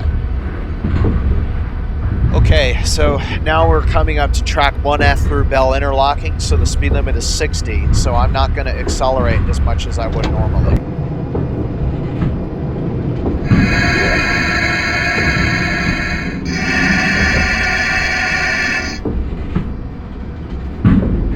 I hate this interlocking. It's like in between two major cities where the speed limit should be 110, and instead it's 60. Oh, okay, there's I-95. They just have it unrealistically far away.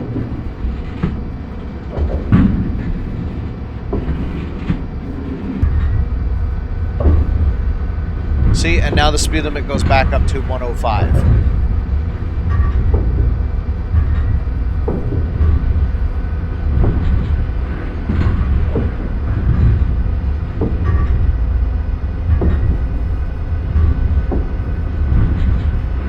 Now, it could just be that for Bell Interlocking, the most gratuitous signal that you could receive is approach limited, and that would effectively prevent you from derailing by going too fast, because you would get the approach limited and be forced to slow down.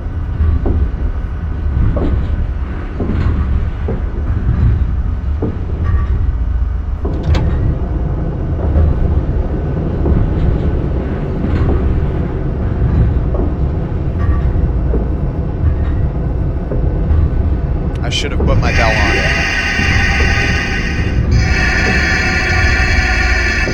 Forgot to use the bell.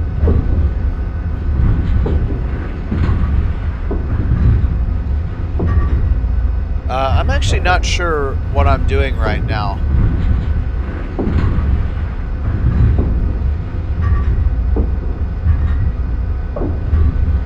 I think I'm so early to Wilmington that I'm just lagging out here. Let's see. We're due at 1:21. Yeah, that's what I'm doing. I'm just going slow to try and eat time.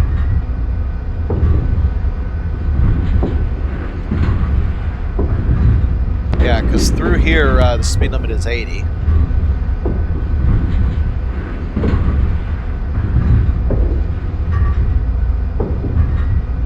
I'm actually really irritated that I didn't tell you what time we're due in Wilmington. It's 1:21.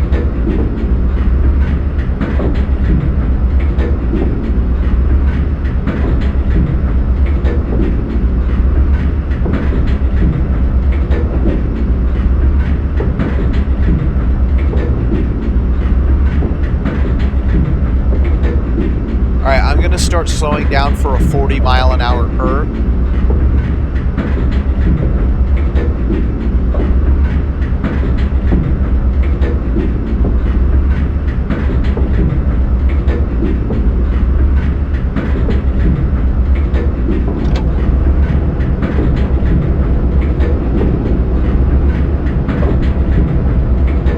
We're coming into Wilmington now, just about a mile away from the station.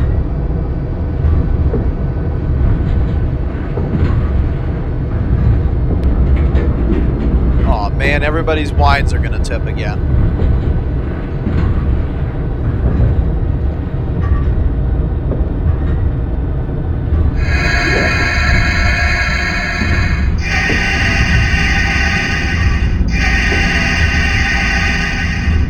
I keep on forgetting how long it takes this train to slow down.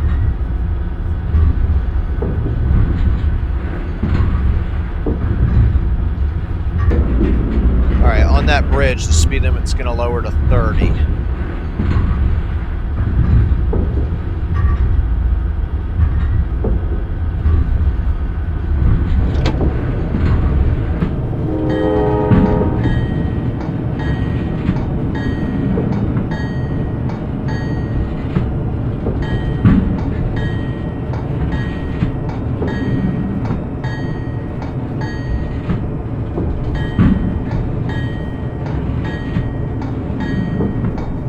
Here is Wilmington. We're finally overlapping with some of my other videos.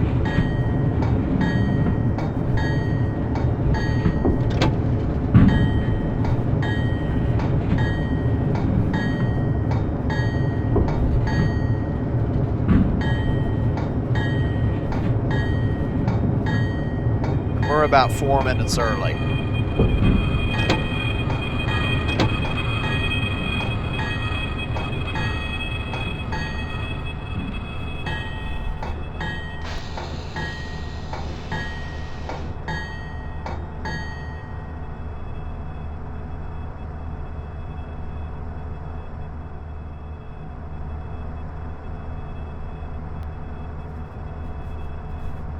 All set now, just about ready for departure.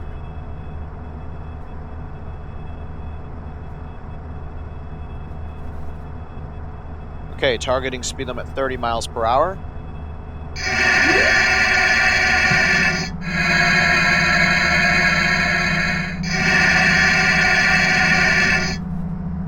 Next station is Baltimore at 14:14.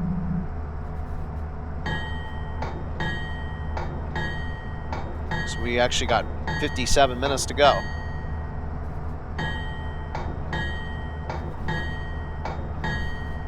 Here's a 54.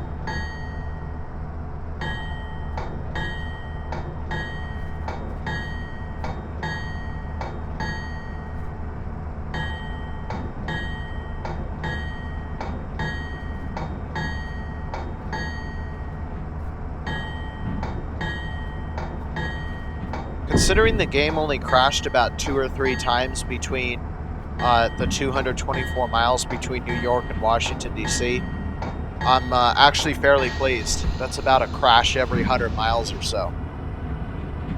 And it's adequate for doing what I want to do, which is extreme long distance. If you thought that we're long distance on on the PRR Beta route yet. We're still not there. That's the next notch up. That's where you really start to put up miles. I am talking double-digit hours.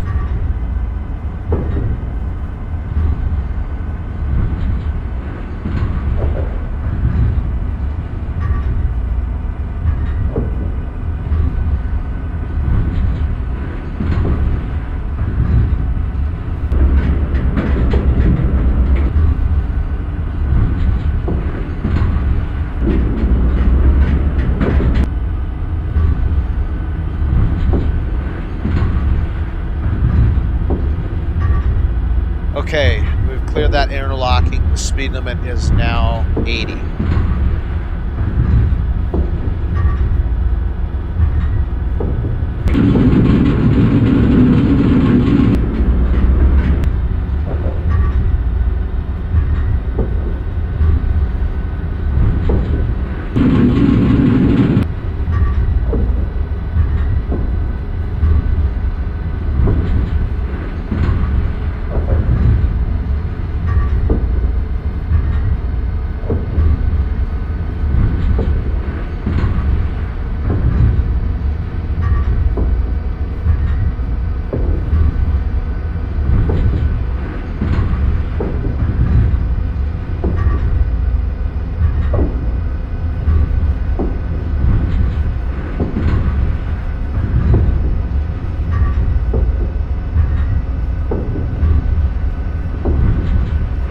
Speed limit's now 110.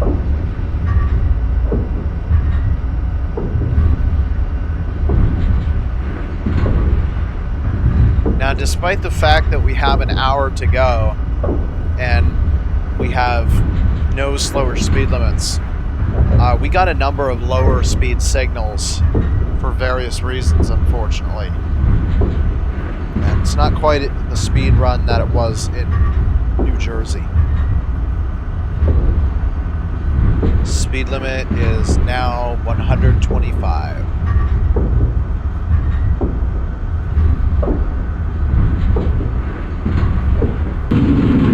There is a curve at milepost 30 where we need to be doing 110. Oh, that's interesting. So we're switching tracks and I didn't receive a lower signal. Huh.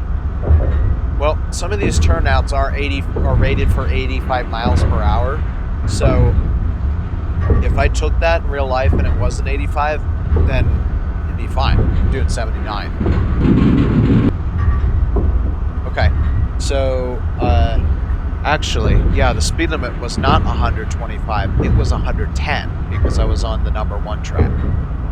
But now I'm on the number 2, so the speed limit is now 125, except for we had that 110 curve, and there's another 110 curve at milepost 33.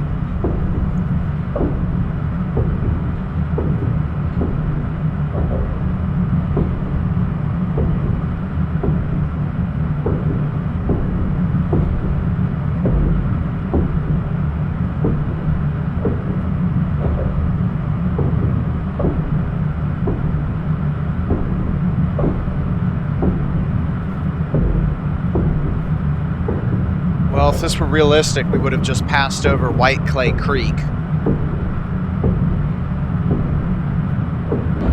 We just passed under Delaware routes 4 and 7.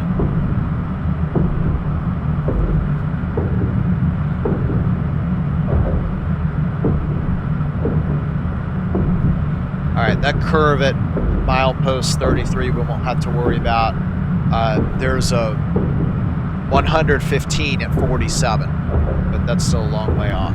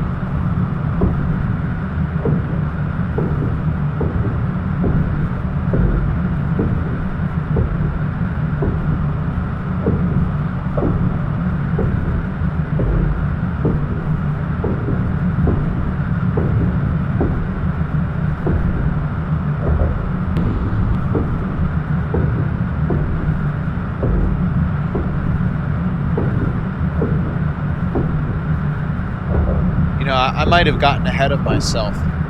So we may have crossed White Clay Creek and then Delaware 7. And now this is a park road. What in the world? There's another one.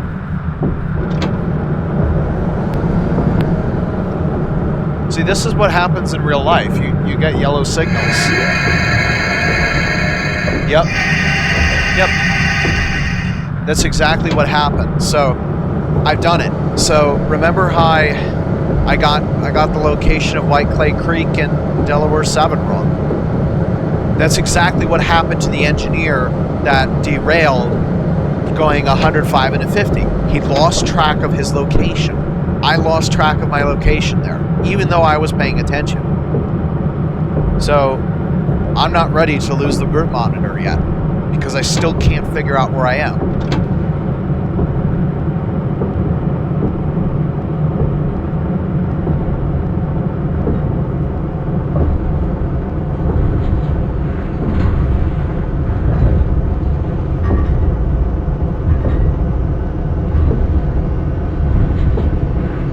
Alright, that's an approach limited, so I'm going down to 45.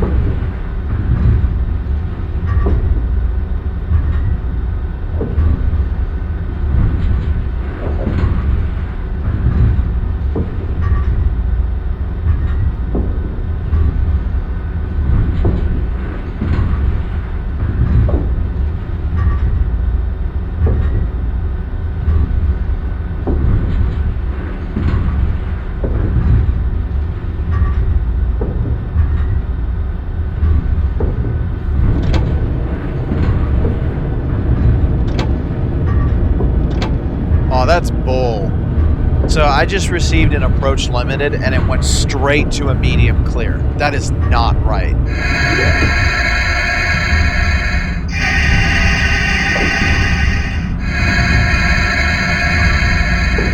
At all times in real life, unless the switch switches in the middle of you coming into the interlock, you're always gonna get a approach medium before you get a medium clear.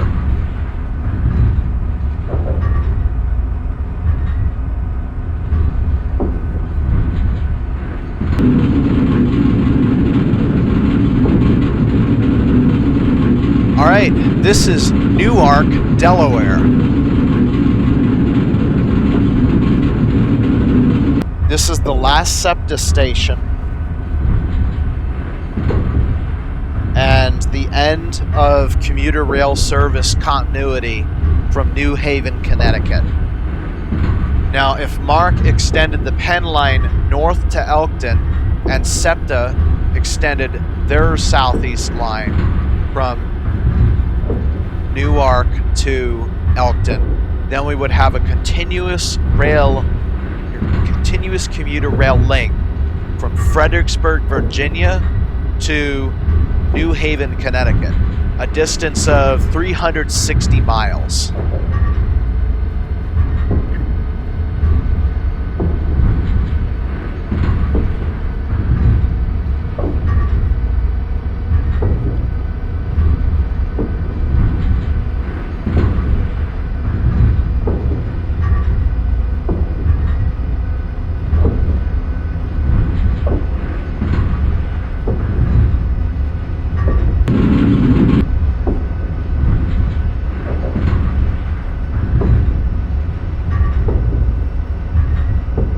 having received a clear signal, I'm now going to accelerate to 125. Next curve we need to mind is at milepost 47. It's at 115.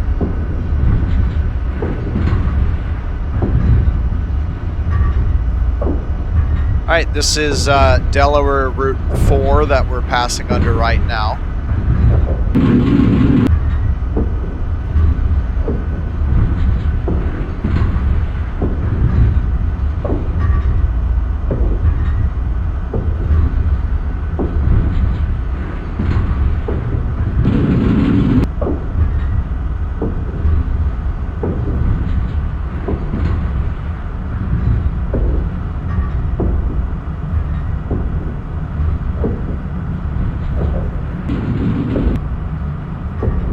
And we're entering Maryland now.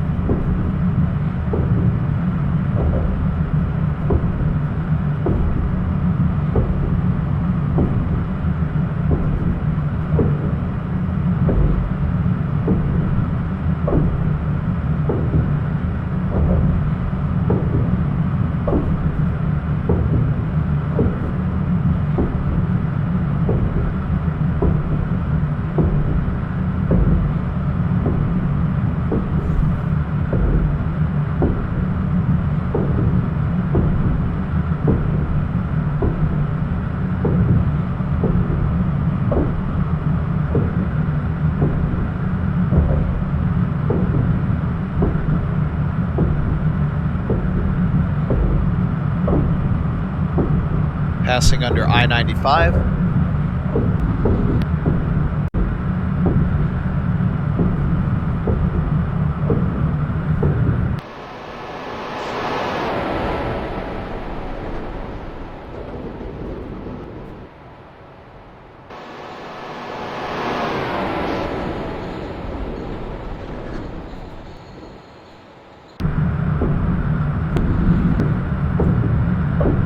So this is Elkton.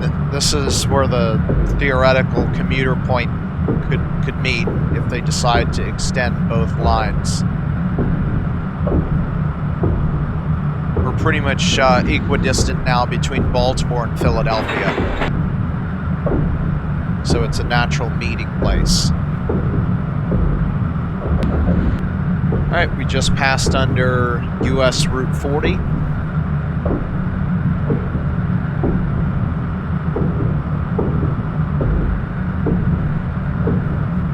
We'll have to slow down at milepost 47.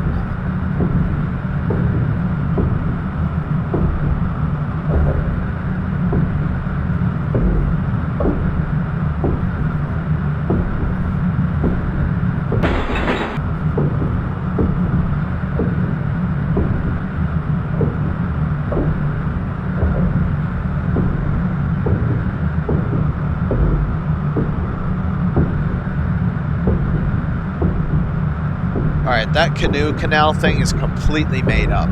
There is no such thing as that.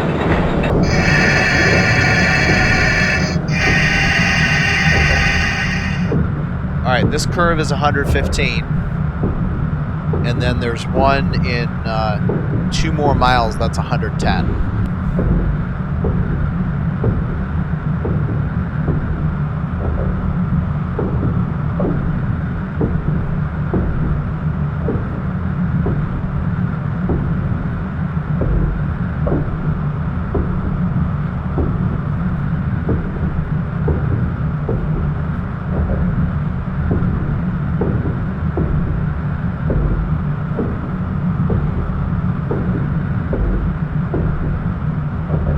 And then there's a 90 at milepost 50. So it looks like we're going to continue slowing down.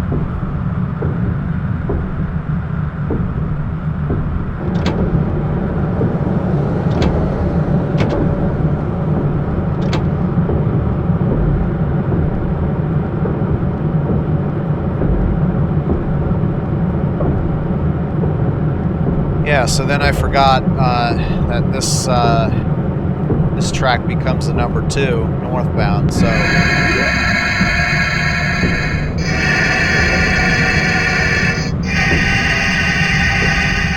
have to get off of this track, and that's going to slow us down again.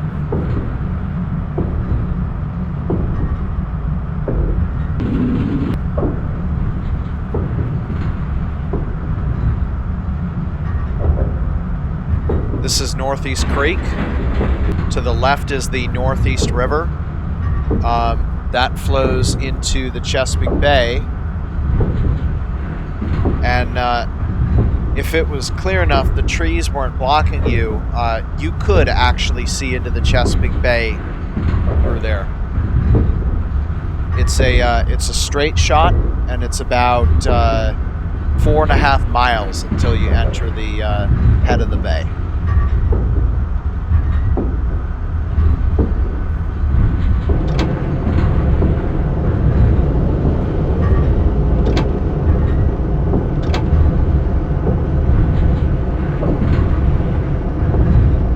Crossing under Maryland Route 7.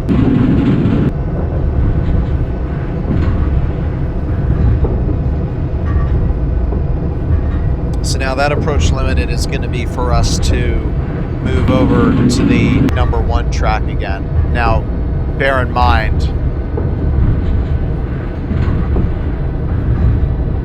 that it's set for another location right now, a siding.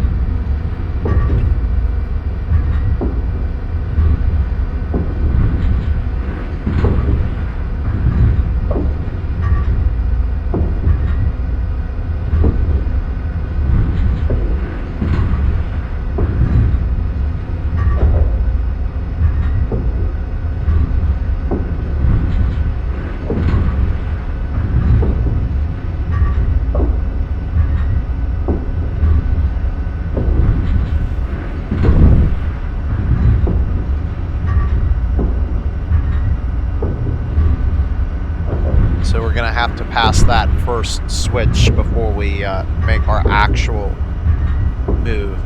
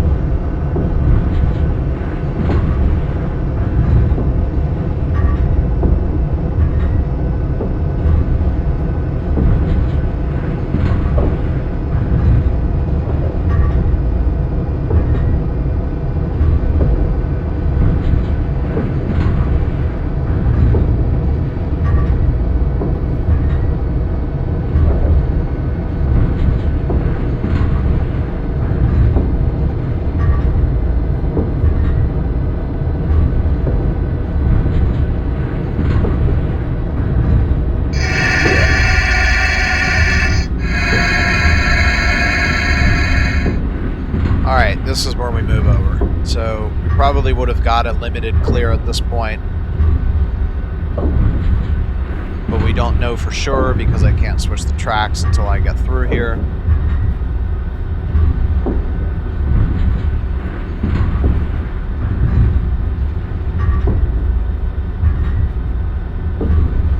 And now we're clearing the interlocking. Speed limit on this track is 110. Let's get out of here.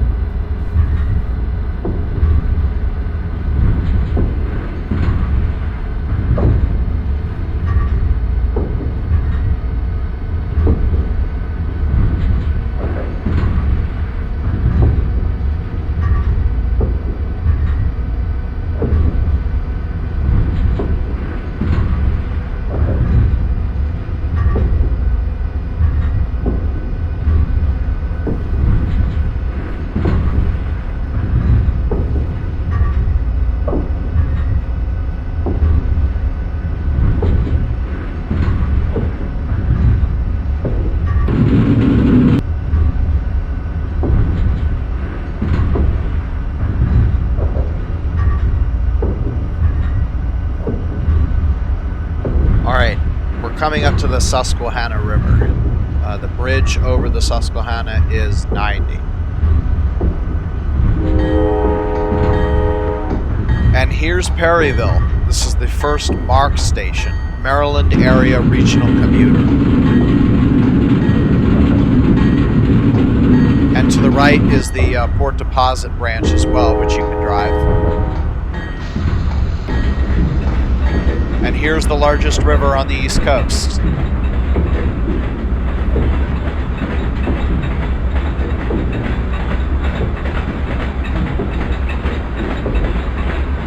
And over there is the Chesapeake Bay.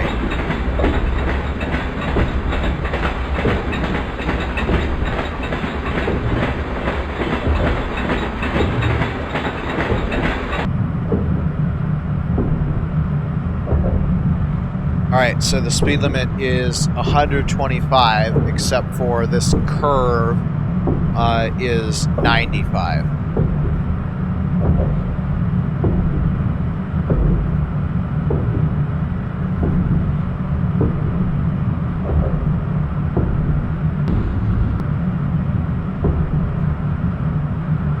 And through Grace Interlocking, we're now back to 125.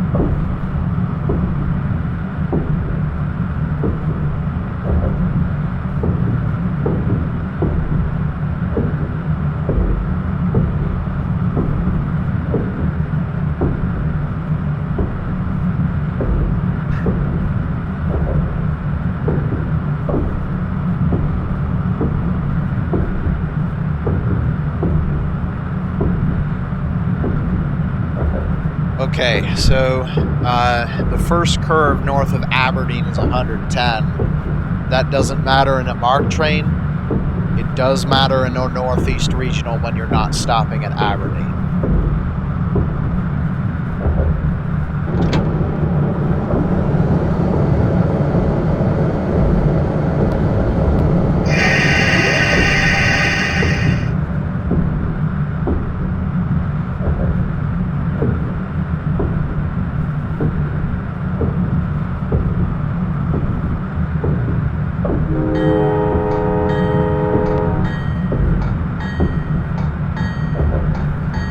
Yeah, see, I'm going to sound the horn for this, because when you're coming by a MARC or Amtrak station platform at 110 miles per hour, it's probably a good idea to blow the horn.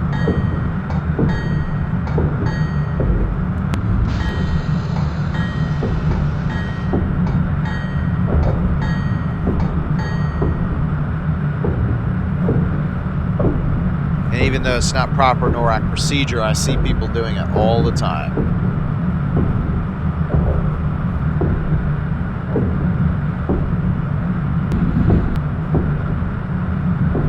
Alright, so speed limit's still 125, but unfortunately in about a mile we're going to have to start slowing down for the Bush River, the #1 track.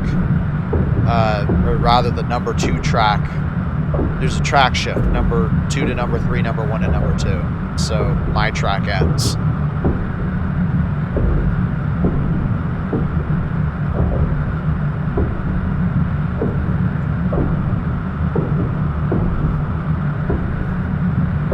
Yep, so we got an approach limited. And because we got a cab signal, we'll have to start slowing down.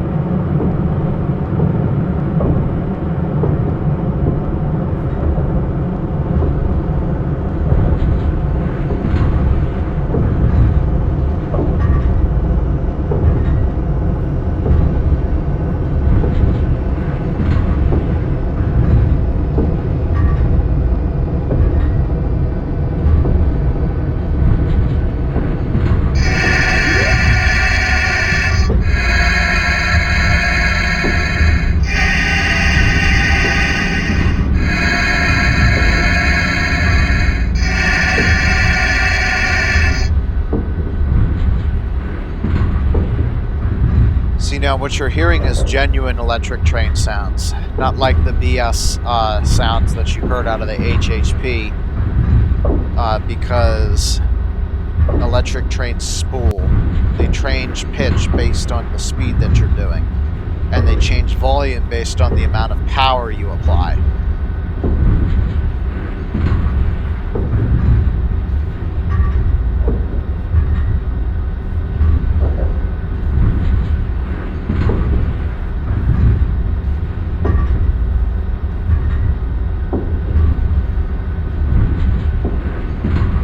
Okay, limited clear.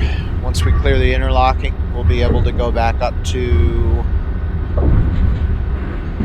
125.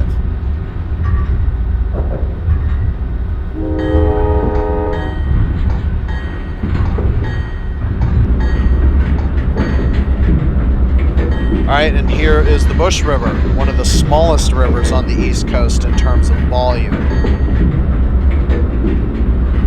This river has almost no flow.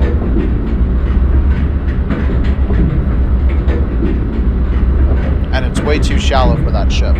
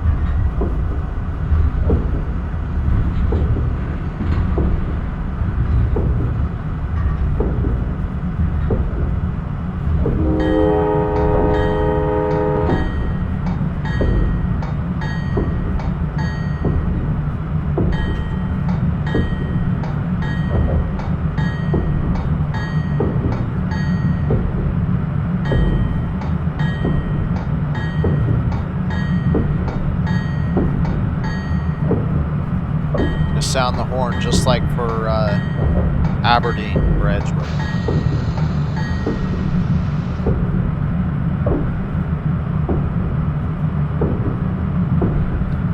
Alright, now the curve we're coming up to just before the Gunpowder River is 100.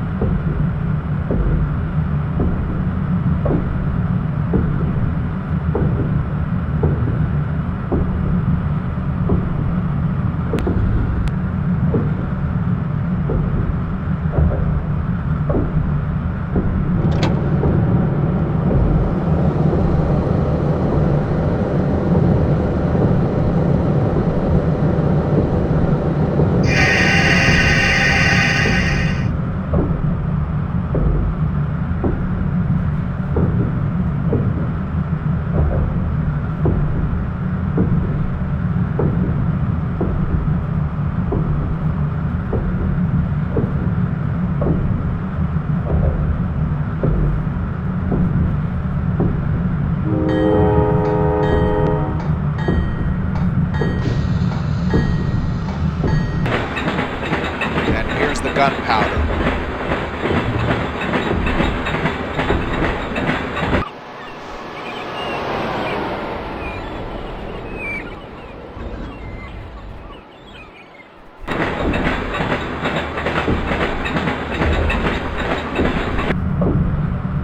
did a nice job in creating a separate causeway in addition to the truss that exists across the Susquehanna. That's good effort.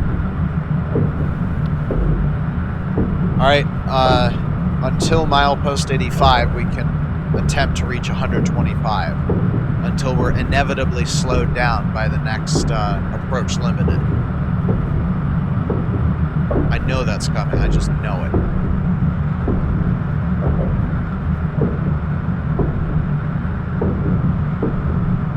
Oh, wait a minute. Okay, past me is more intelligent than future me, so apparently I'm losing intelligence. We're on the number 1 track, which means the speed limit is 110. Good call, past me.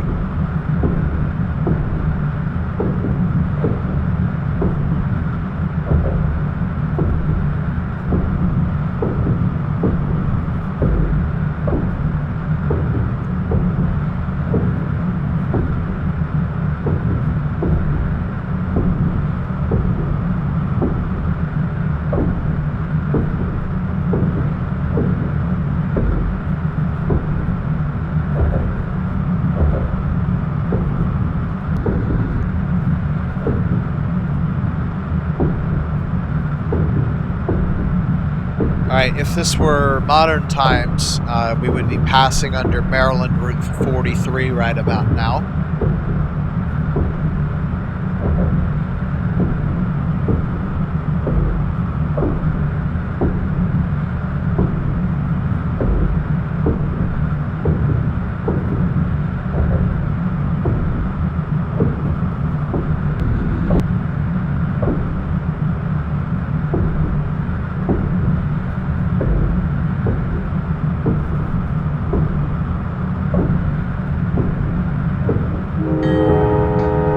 Maybe that was it.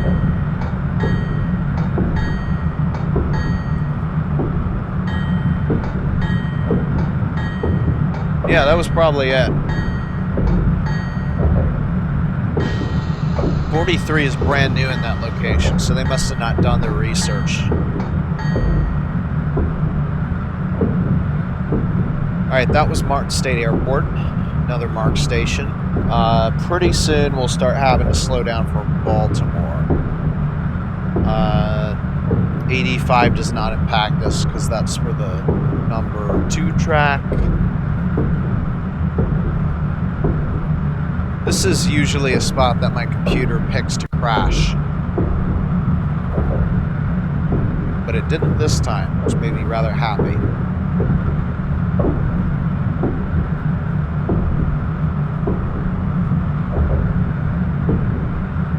Alright, so we're looking for point interlocking. At that point, our speed limit drops to 100 in advance of Baltimore.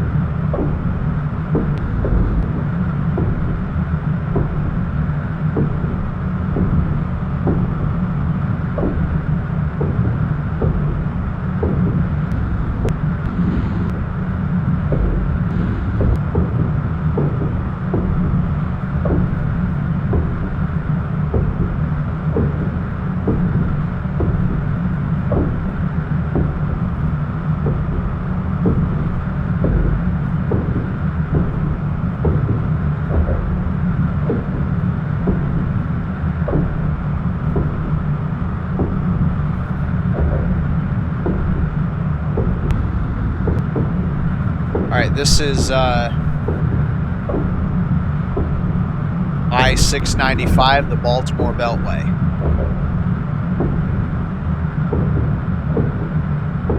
And if you can believe it, this is 695, the Baltimore Beltway again. Alright, so another one that just doesn't care about us going across it at full speed. We probably would have derailed there, but then again, we wouldn't be switching like that. Alright, so that's point interlocking.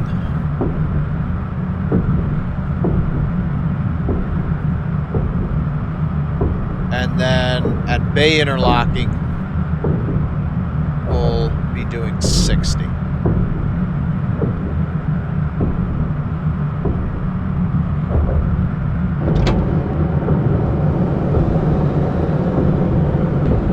Passing under I-95. Now we're in Bayview Yard, which is a very large CSX yard for Baltimore operations. And this is where my navigation skills went kerplooey. This is an industrial track, but whatever.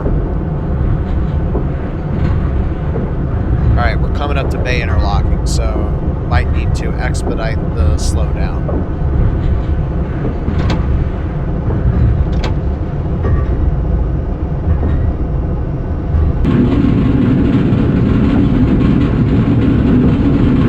And this curve up here is 50, so that's not helping at all. There goes everybody's blinds again.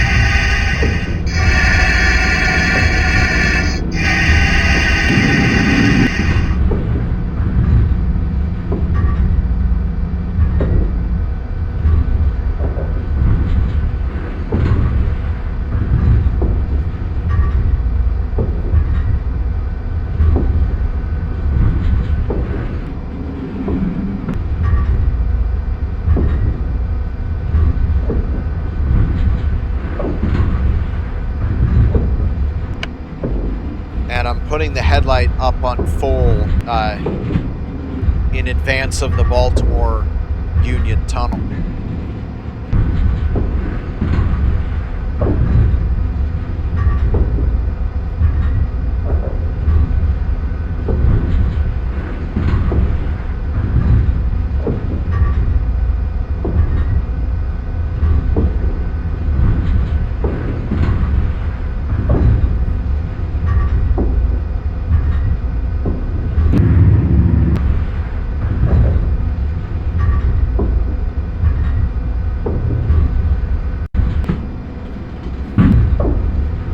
Okay, this curve at Milepost 94 is a 45.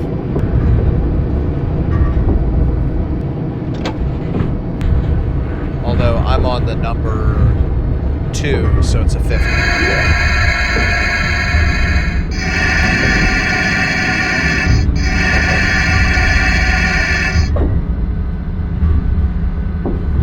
And that next curve is going to be 45.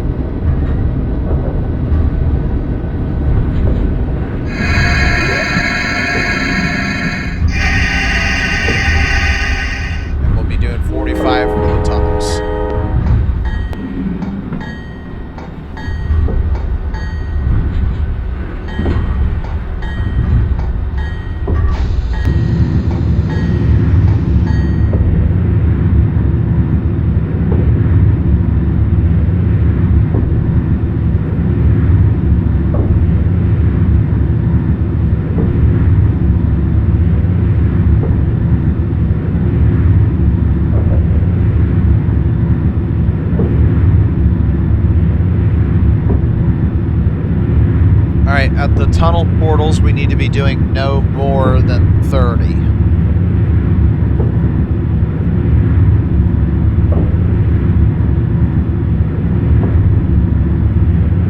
And I believe we're going in on track 5, so we'll need to do 15 miles per hour when we get there.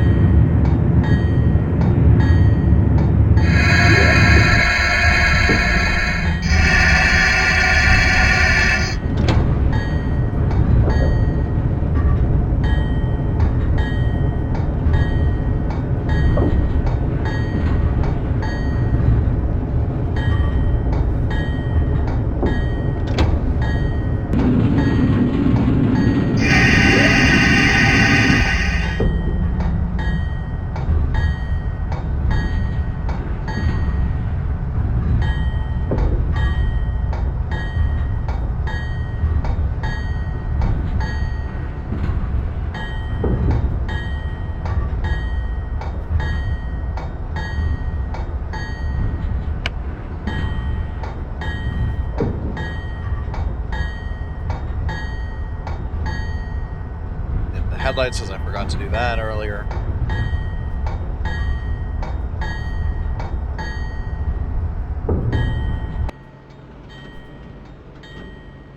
Got quite a long train.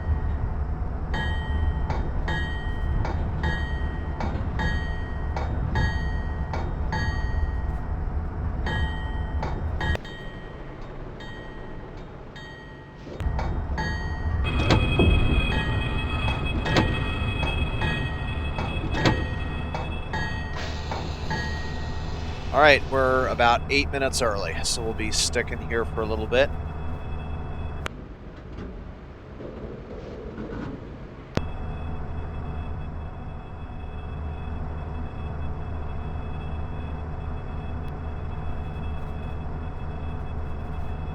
It's just about time to get going.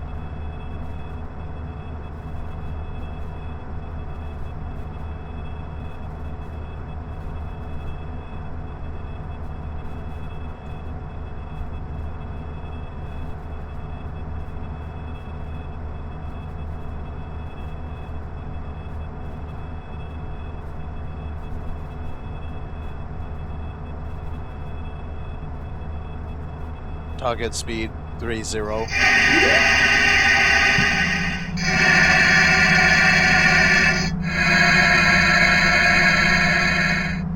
That's what they do in Asia. So next station is BWI Airport at 1428.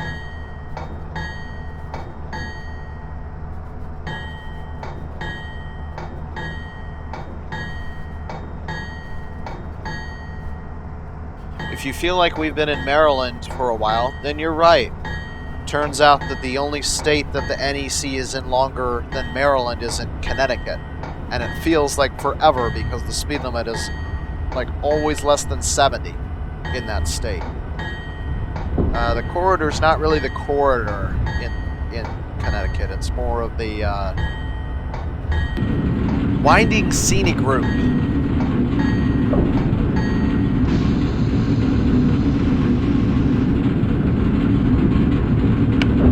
There's a bridge there called Hellgate Bridge. I'm sure the engineers joke that it's called Hellgate because you have to go slow as hell from there on.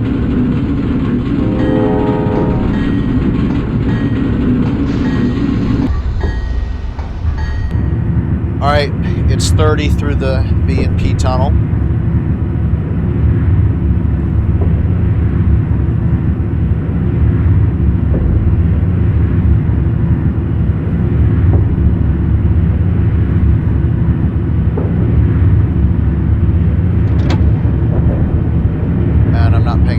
Speed.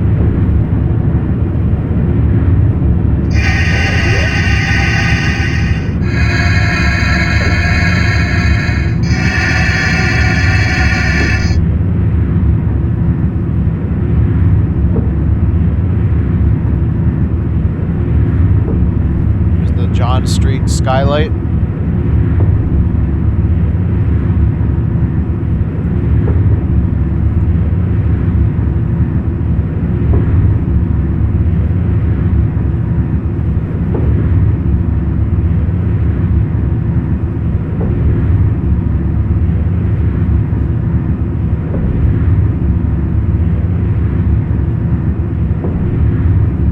Argyle Avenue skylight.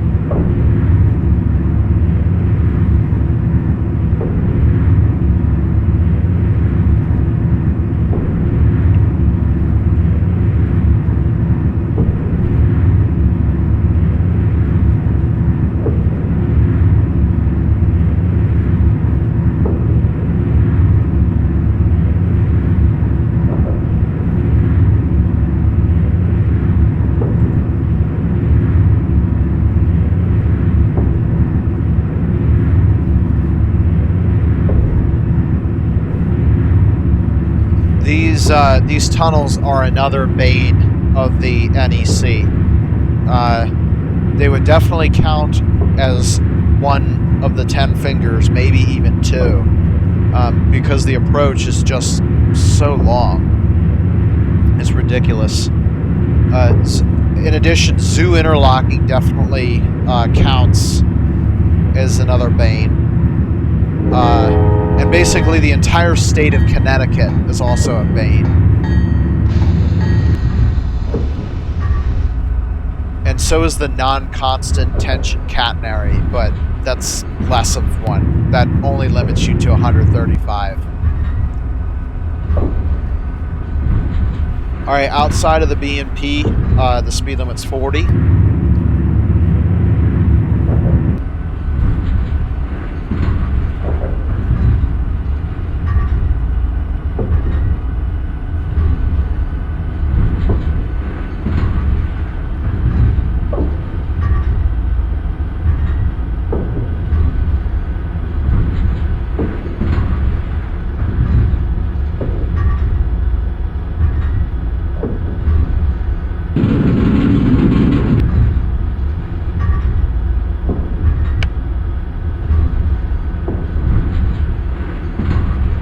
This next curve is a 50.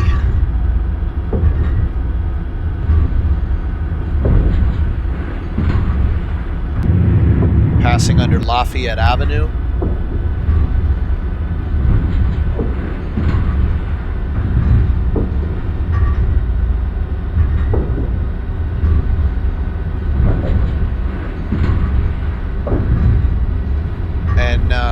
In real life, we would be passing under US Route 40 right now. West Baltimore is in between the two US 40s, so this is a little bit unrealistic.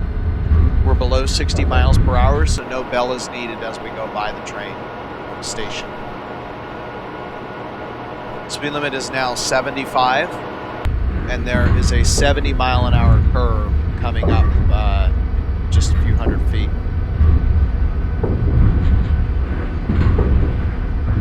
There's quite a high trestle over Gwynns Falls, which should be right here, but it's not simulated very well, unfortunately.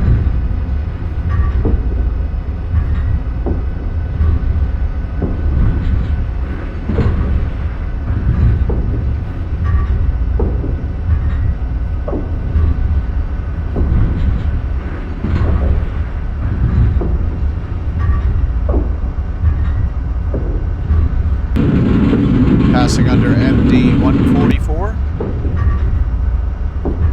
And now the speed limit's 100. Actually, it's 110.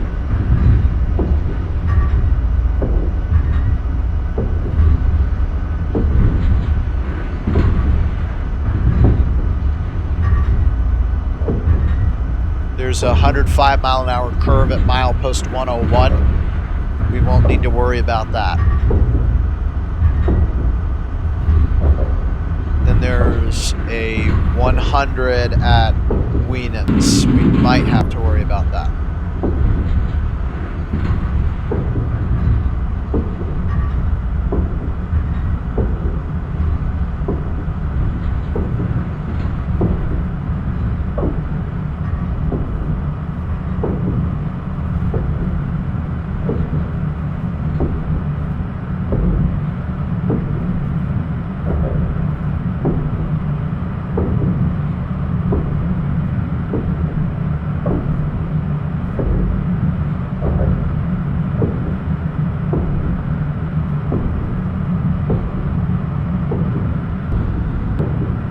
Here's Hillthorpe.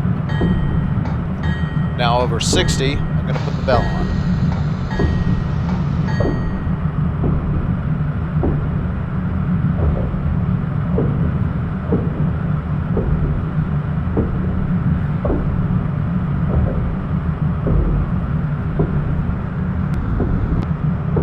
Alright, so here's that 100.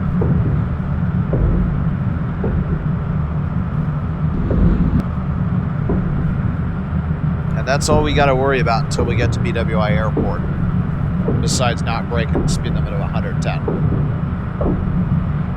which is quite possible in this train.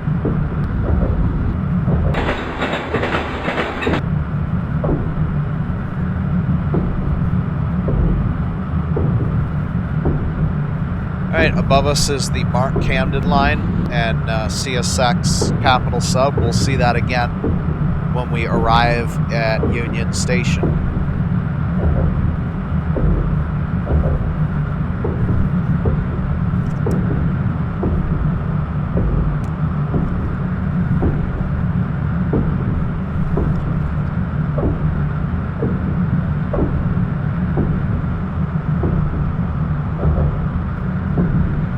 begin slowing down for BWI Airport.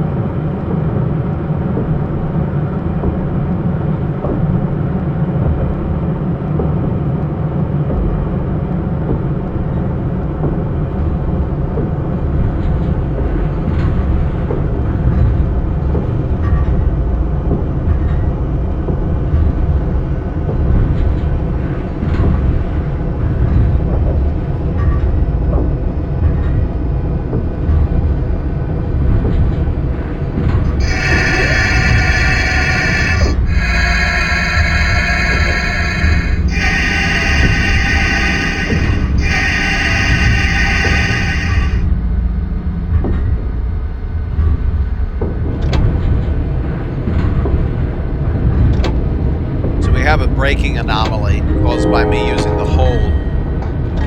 Apparently hold mode doesn't work on this train.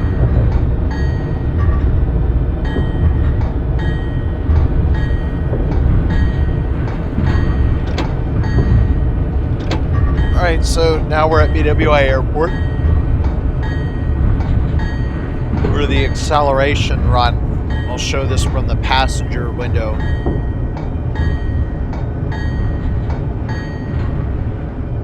Having some difficulty getting the train to slow down.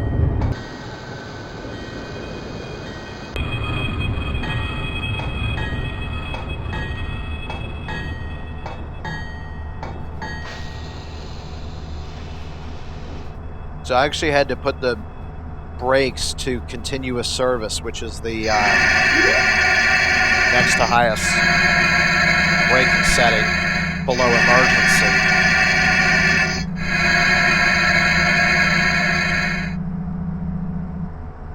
Now watch the brake needle. For some reason the pipe drops, but not the cylinder. Right? So give the brakes a little bit of time to recharge, and everything should be okay. Okay, brakes are recharged. Let's try applying them again. And what the heck? So brakes are broken. Another technical glitch.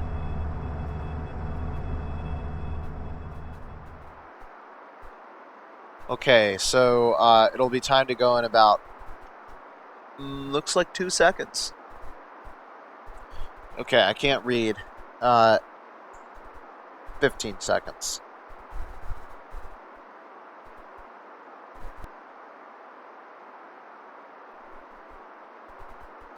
Okay, there's a 90-mile-per-hour curve just south of BWI, and then the speed is 110 for quite some time. We won't be moving over to the middle track because New Carrollton is coming up pretty soon. We are due there at 2:42 or 14:42.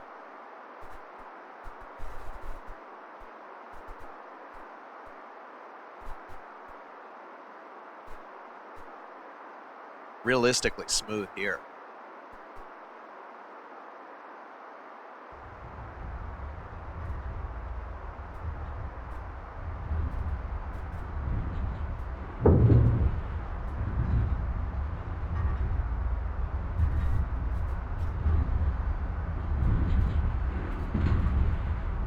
There's a couple of curves we're going to need to worry about in that 110 region. They start around Odenton, which is probably where we're going to get up to speed.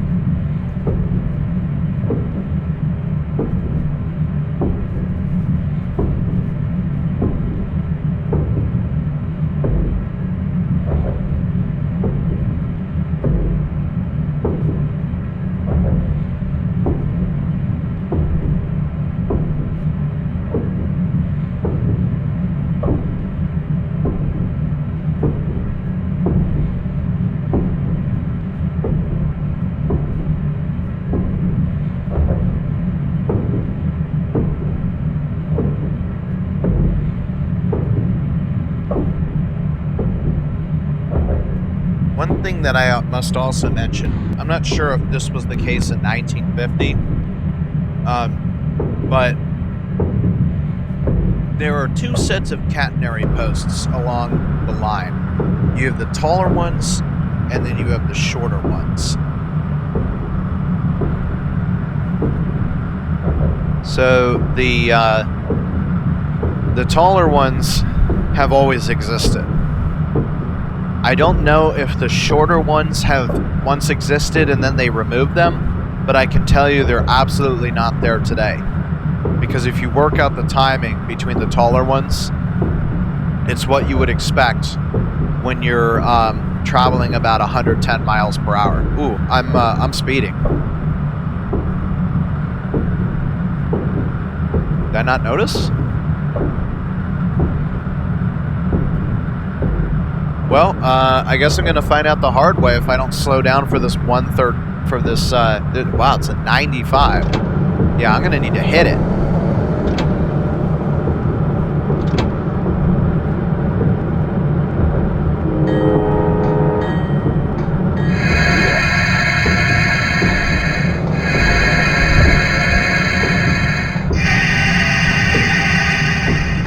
We just passed under Maryland Route 32.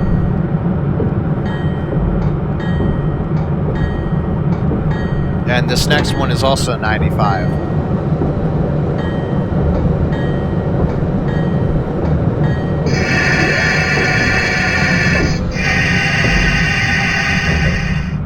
So yeah, as the timing should work out, each taller pole will pass the train in any video that you see in modern day. The shorter poles just don't exist. So I'm wondering if they ever existed. I'll need to look into some pictures to check that.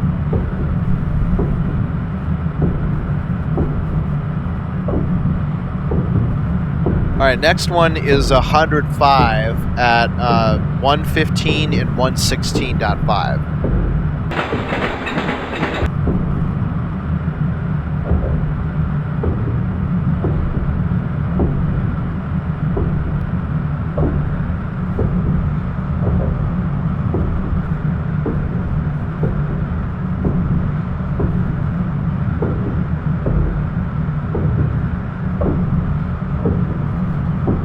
Here is the first 105.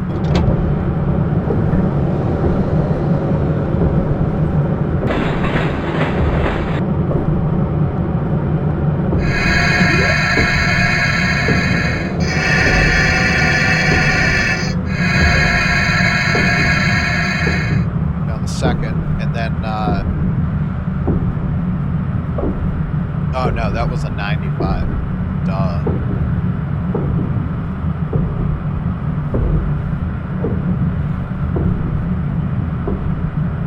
Alright, next curve is at 119, and it's a 105.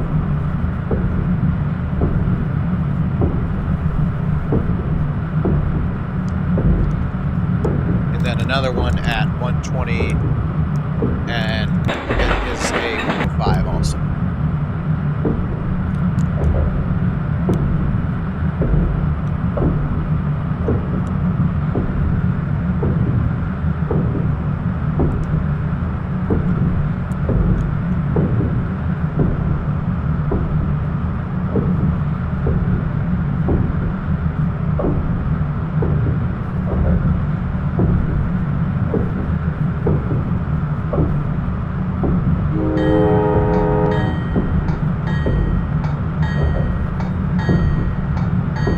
State in real life would be there, but instead it's here.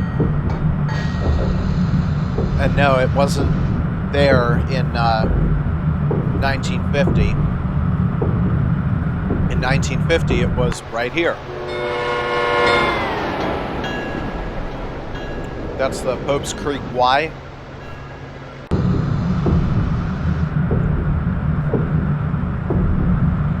The CSX line there.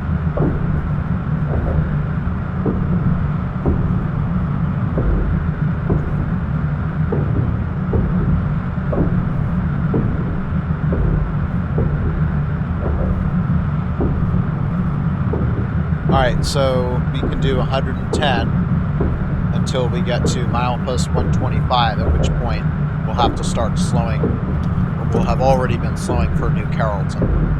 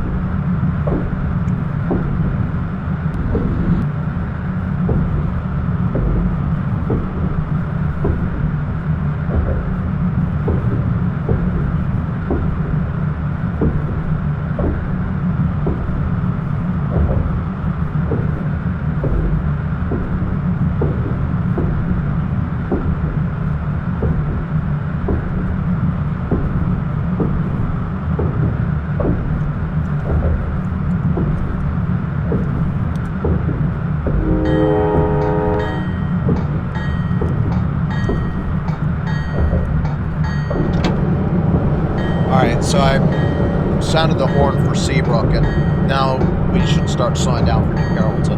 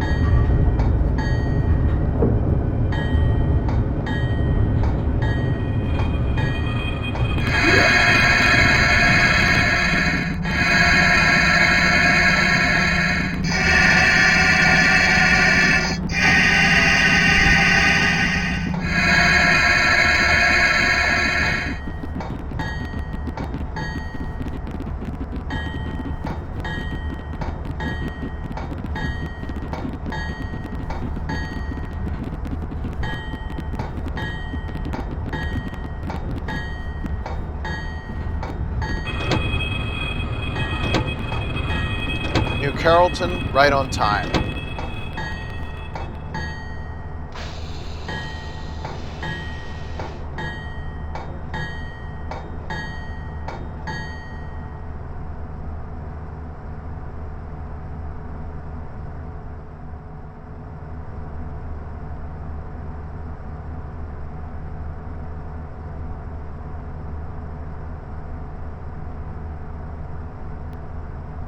In a few seconds, we'll be departing for our last stop, Washington, D.C. Union Station.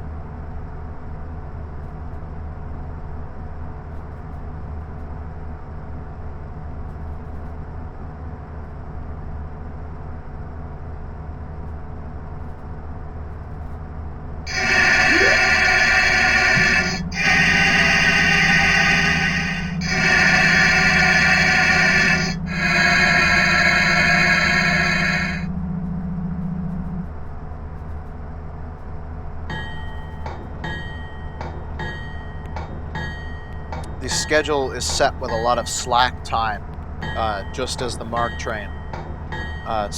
Trains that are coming into Union Station are usually given about 10 extra minutes for turnaround time, because amount of traffic going in and out of Union Station slows trains considerably. So they add a lot of time built in.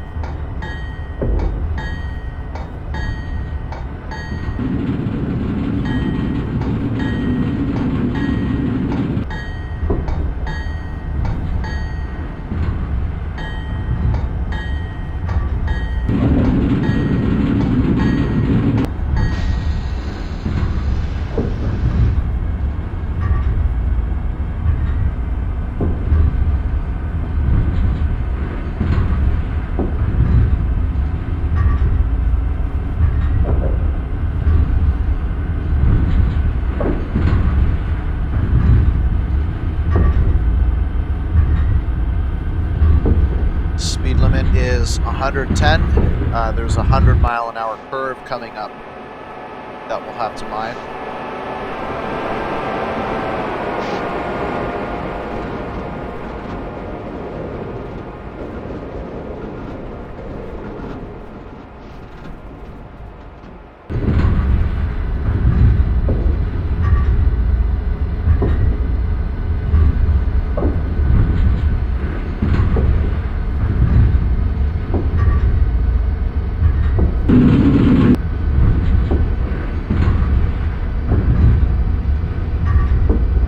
Soon we'll be coming up to Landover Interlocking. Landover Interlocking is the beginning of the end of the Northeast Corridor. From there, things start ramping down in speed and infrastructure until you reach the station. All trains going through Landover need to sound their horn. At this point, the NEC will split right, and the CSX Landover sub will split left.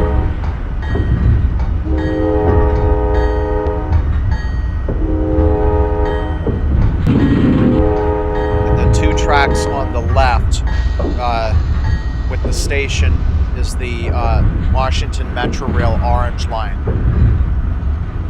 It's the Washington, D.C. subway.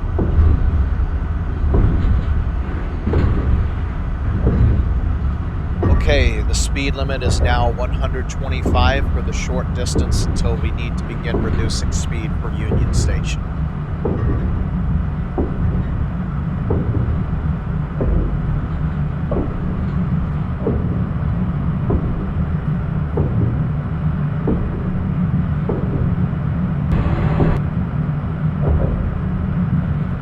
The mileposts here are a little bit incorrectly set.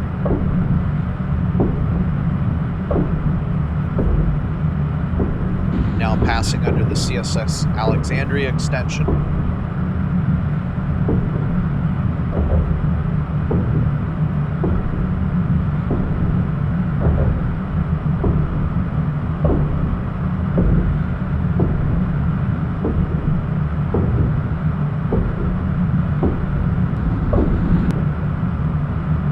Alright, and at milepost 133, which in Train Simulator would be 131, they're off a little bit, is where the speed limit becomes 85. We just crossed the Anacostia River, and we are now in Washington, D.C.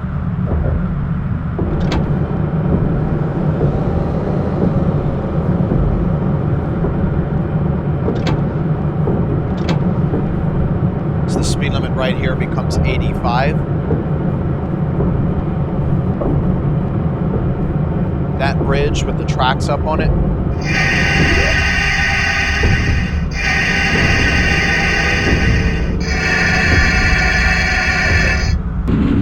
That doesn't exist. It either existed and they removed it, or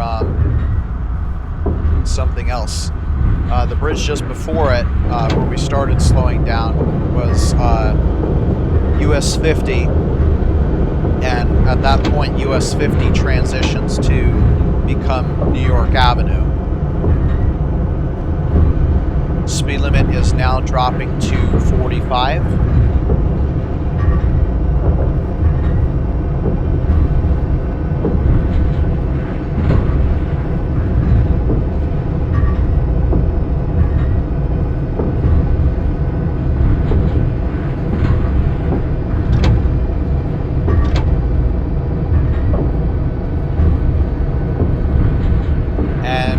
beside us now to the right is the Mark Camden line, as I promised.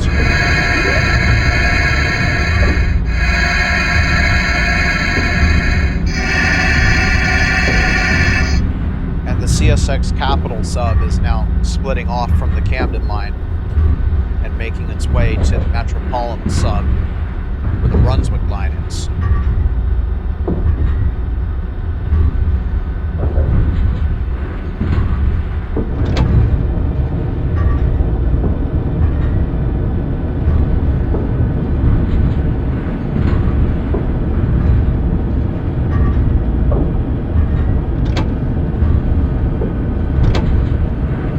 Speed limit's now going down to 15.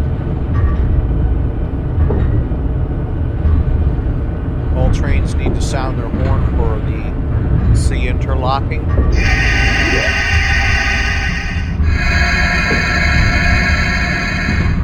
Which is where the Brunswick line and B&O line out to Chicago come in.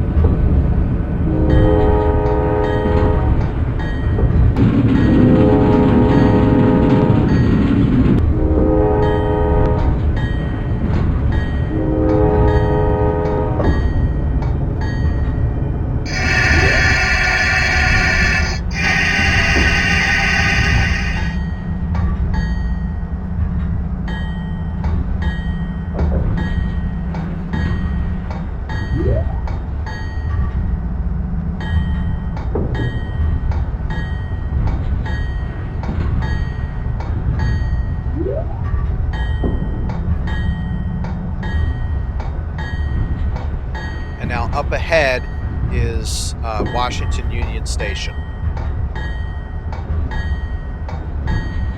The speed limit is 15, but on the movable point frogs, it's going to be somewhere around 7 or 5.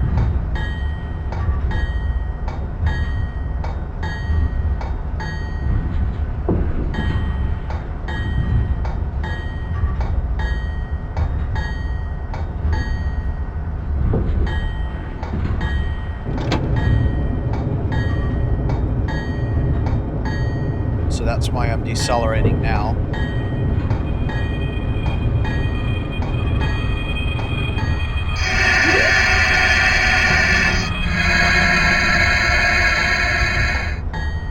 Alright, so let me tell you about another inconsistency between Train Simulator and real life. Train Simulator models the left side or east side of Union Station as an at-grade 3 siding without platform location. In real life, these last 3 tracks, track 28, 27, and 26, go on a negative grade, and they each have platforms. At the southern end of the platforms is a canopy underneath the station, and then at the end of that canopy is the First Street Tunnel. The First Street Tunnel goes underneath Washington, D.C., underneath the National Mall and all of the monuments, and comes up on the southwestern side near LaFont Plaza. And at that point, the tracks join the Alexandria sub. It's the Alexandria sub at that point. And from there, they cross the Potomac River into Virginia and continue on south. Now, an important note, the catenary ends at the portal to the First Street Tunnel. So I have an electric locomotive. I will lose power if I try and go further south. First of all, it's not possible. It's a train simulator. So what needs to happen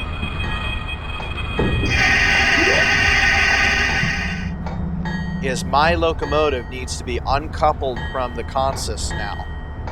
And then what would happen in real life, I would pull forward to the point where the tracks start coming back together, which is not modeled in Train Simulator.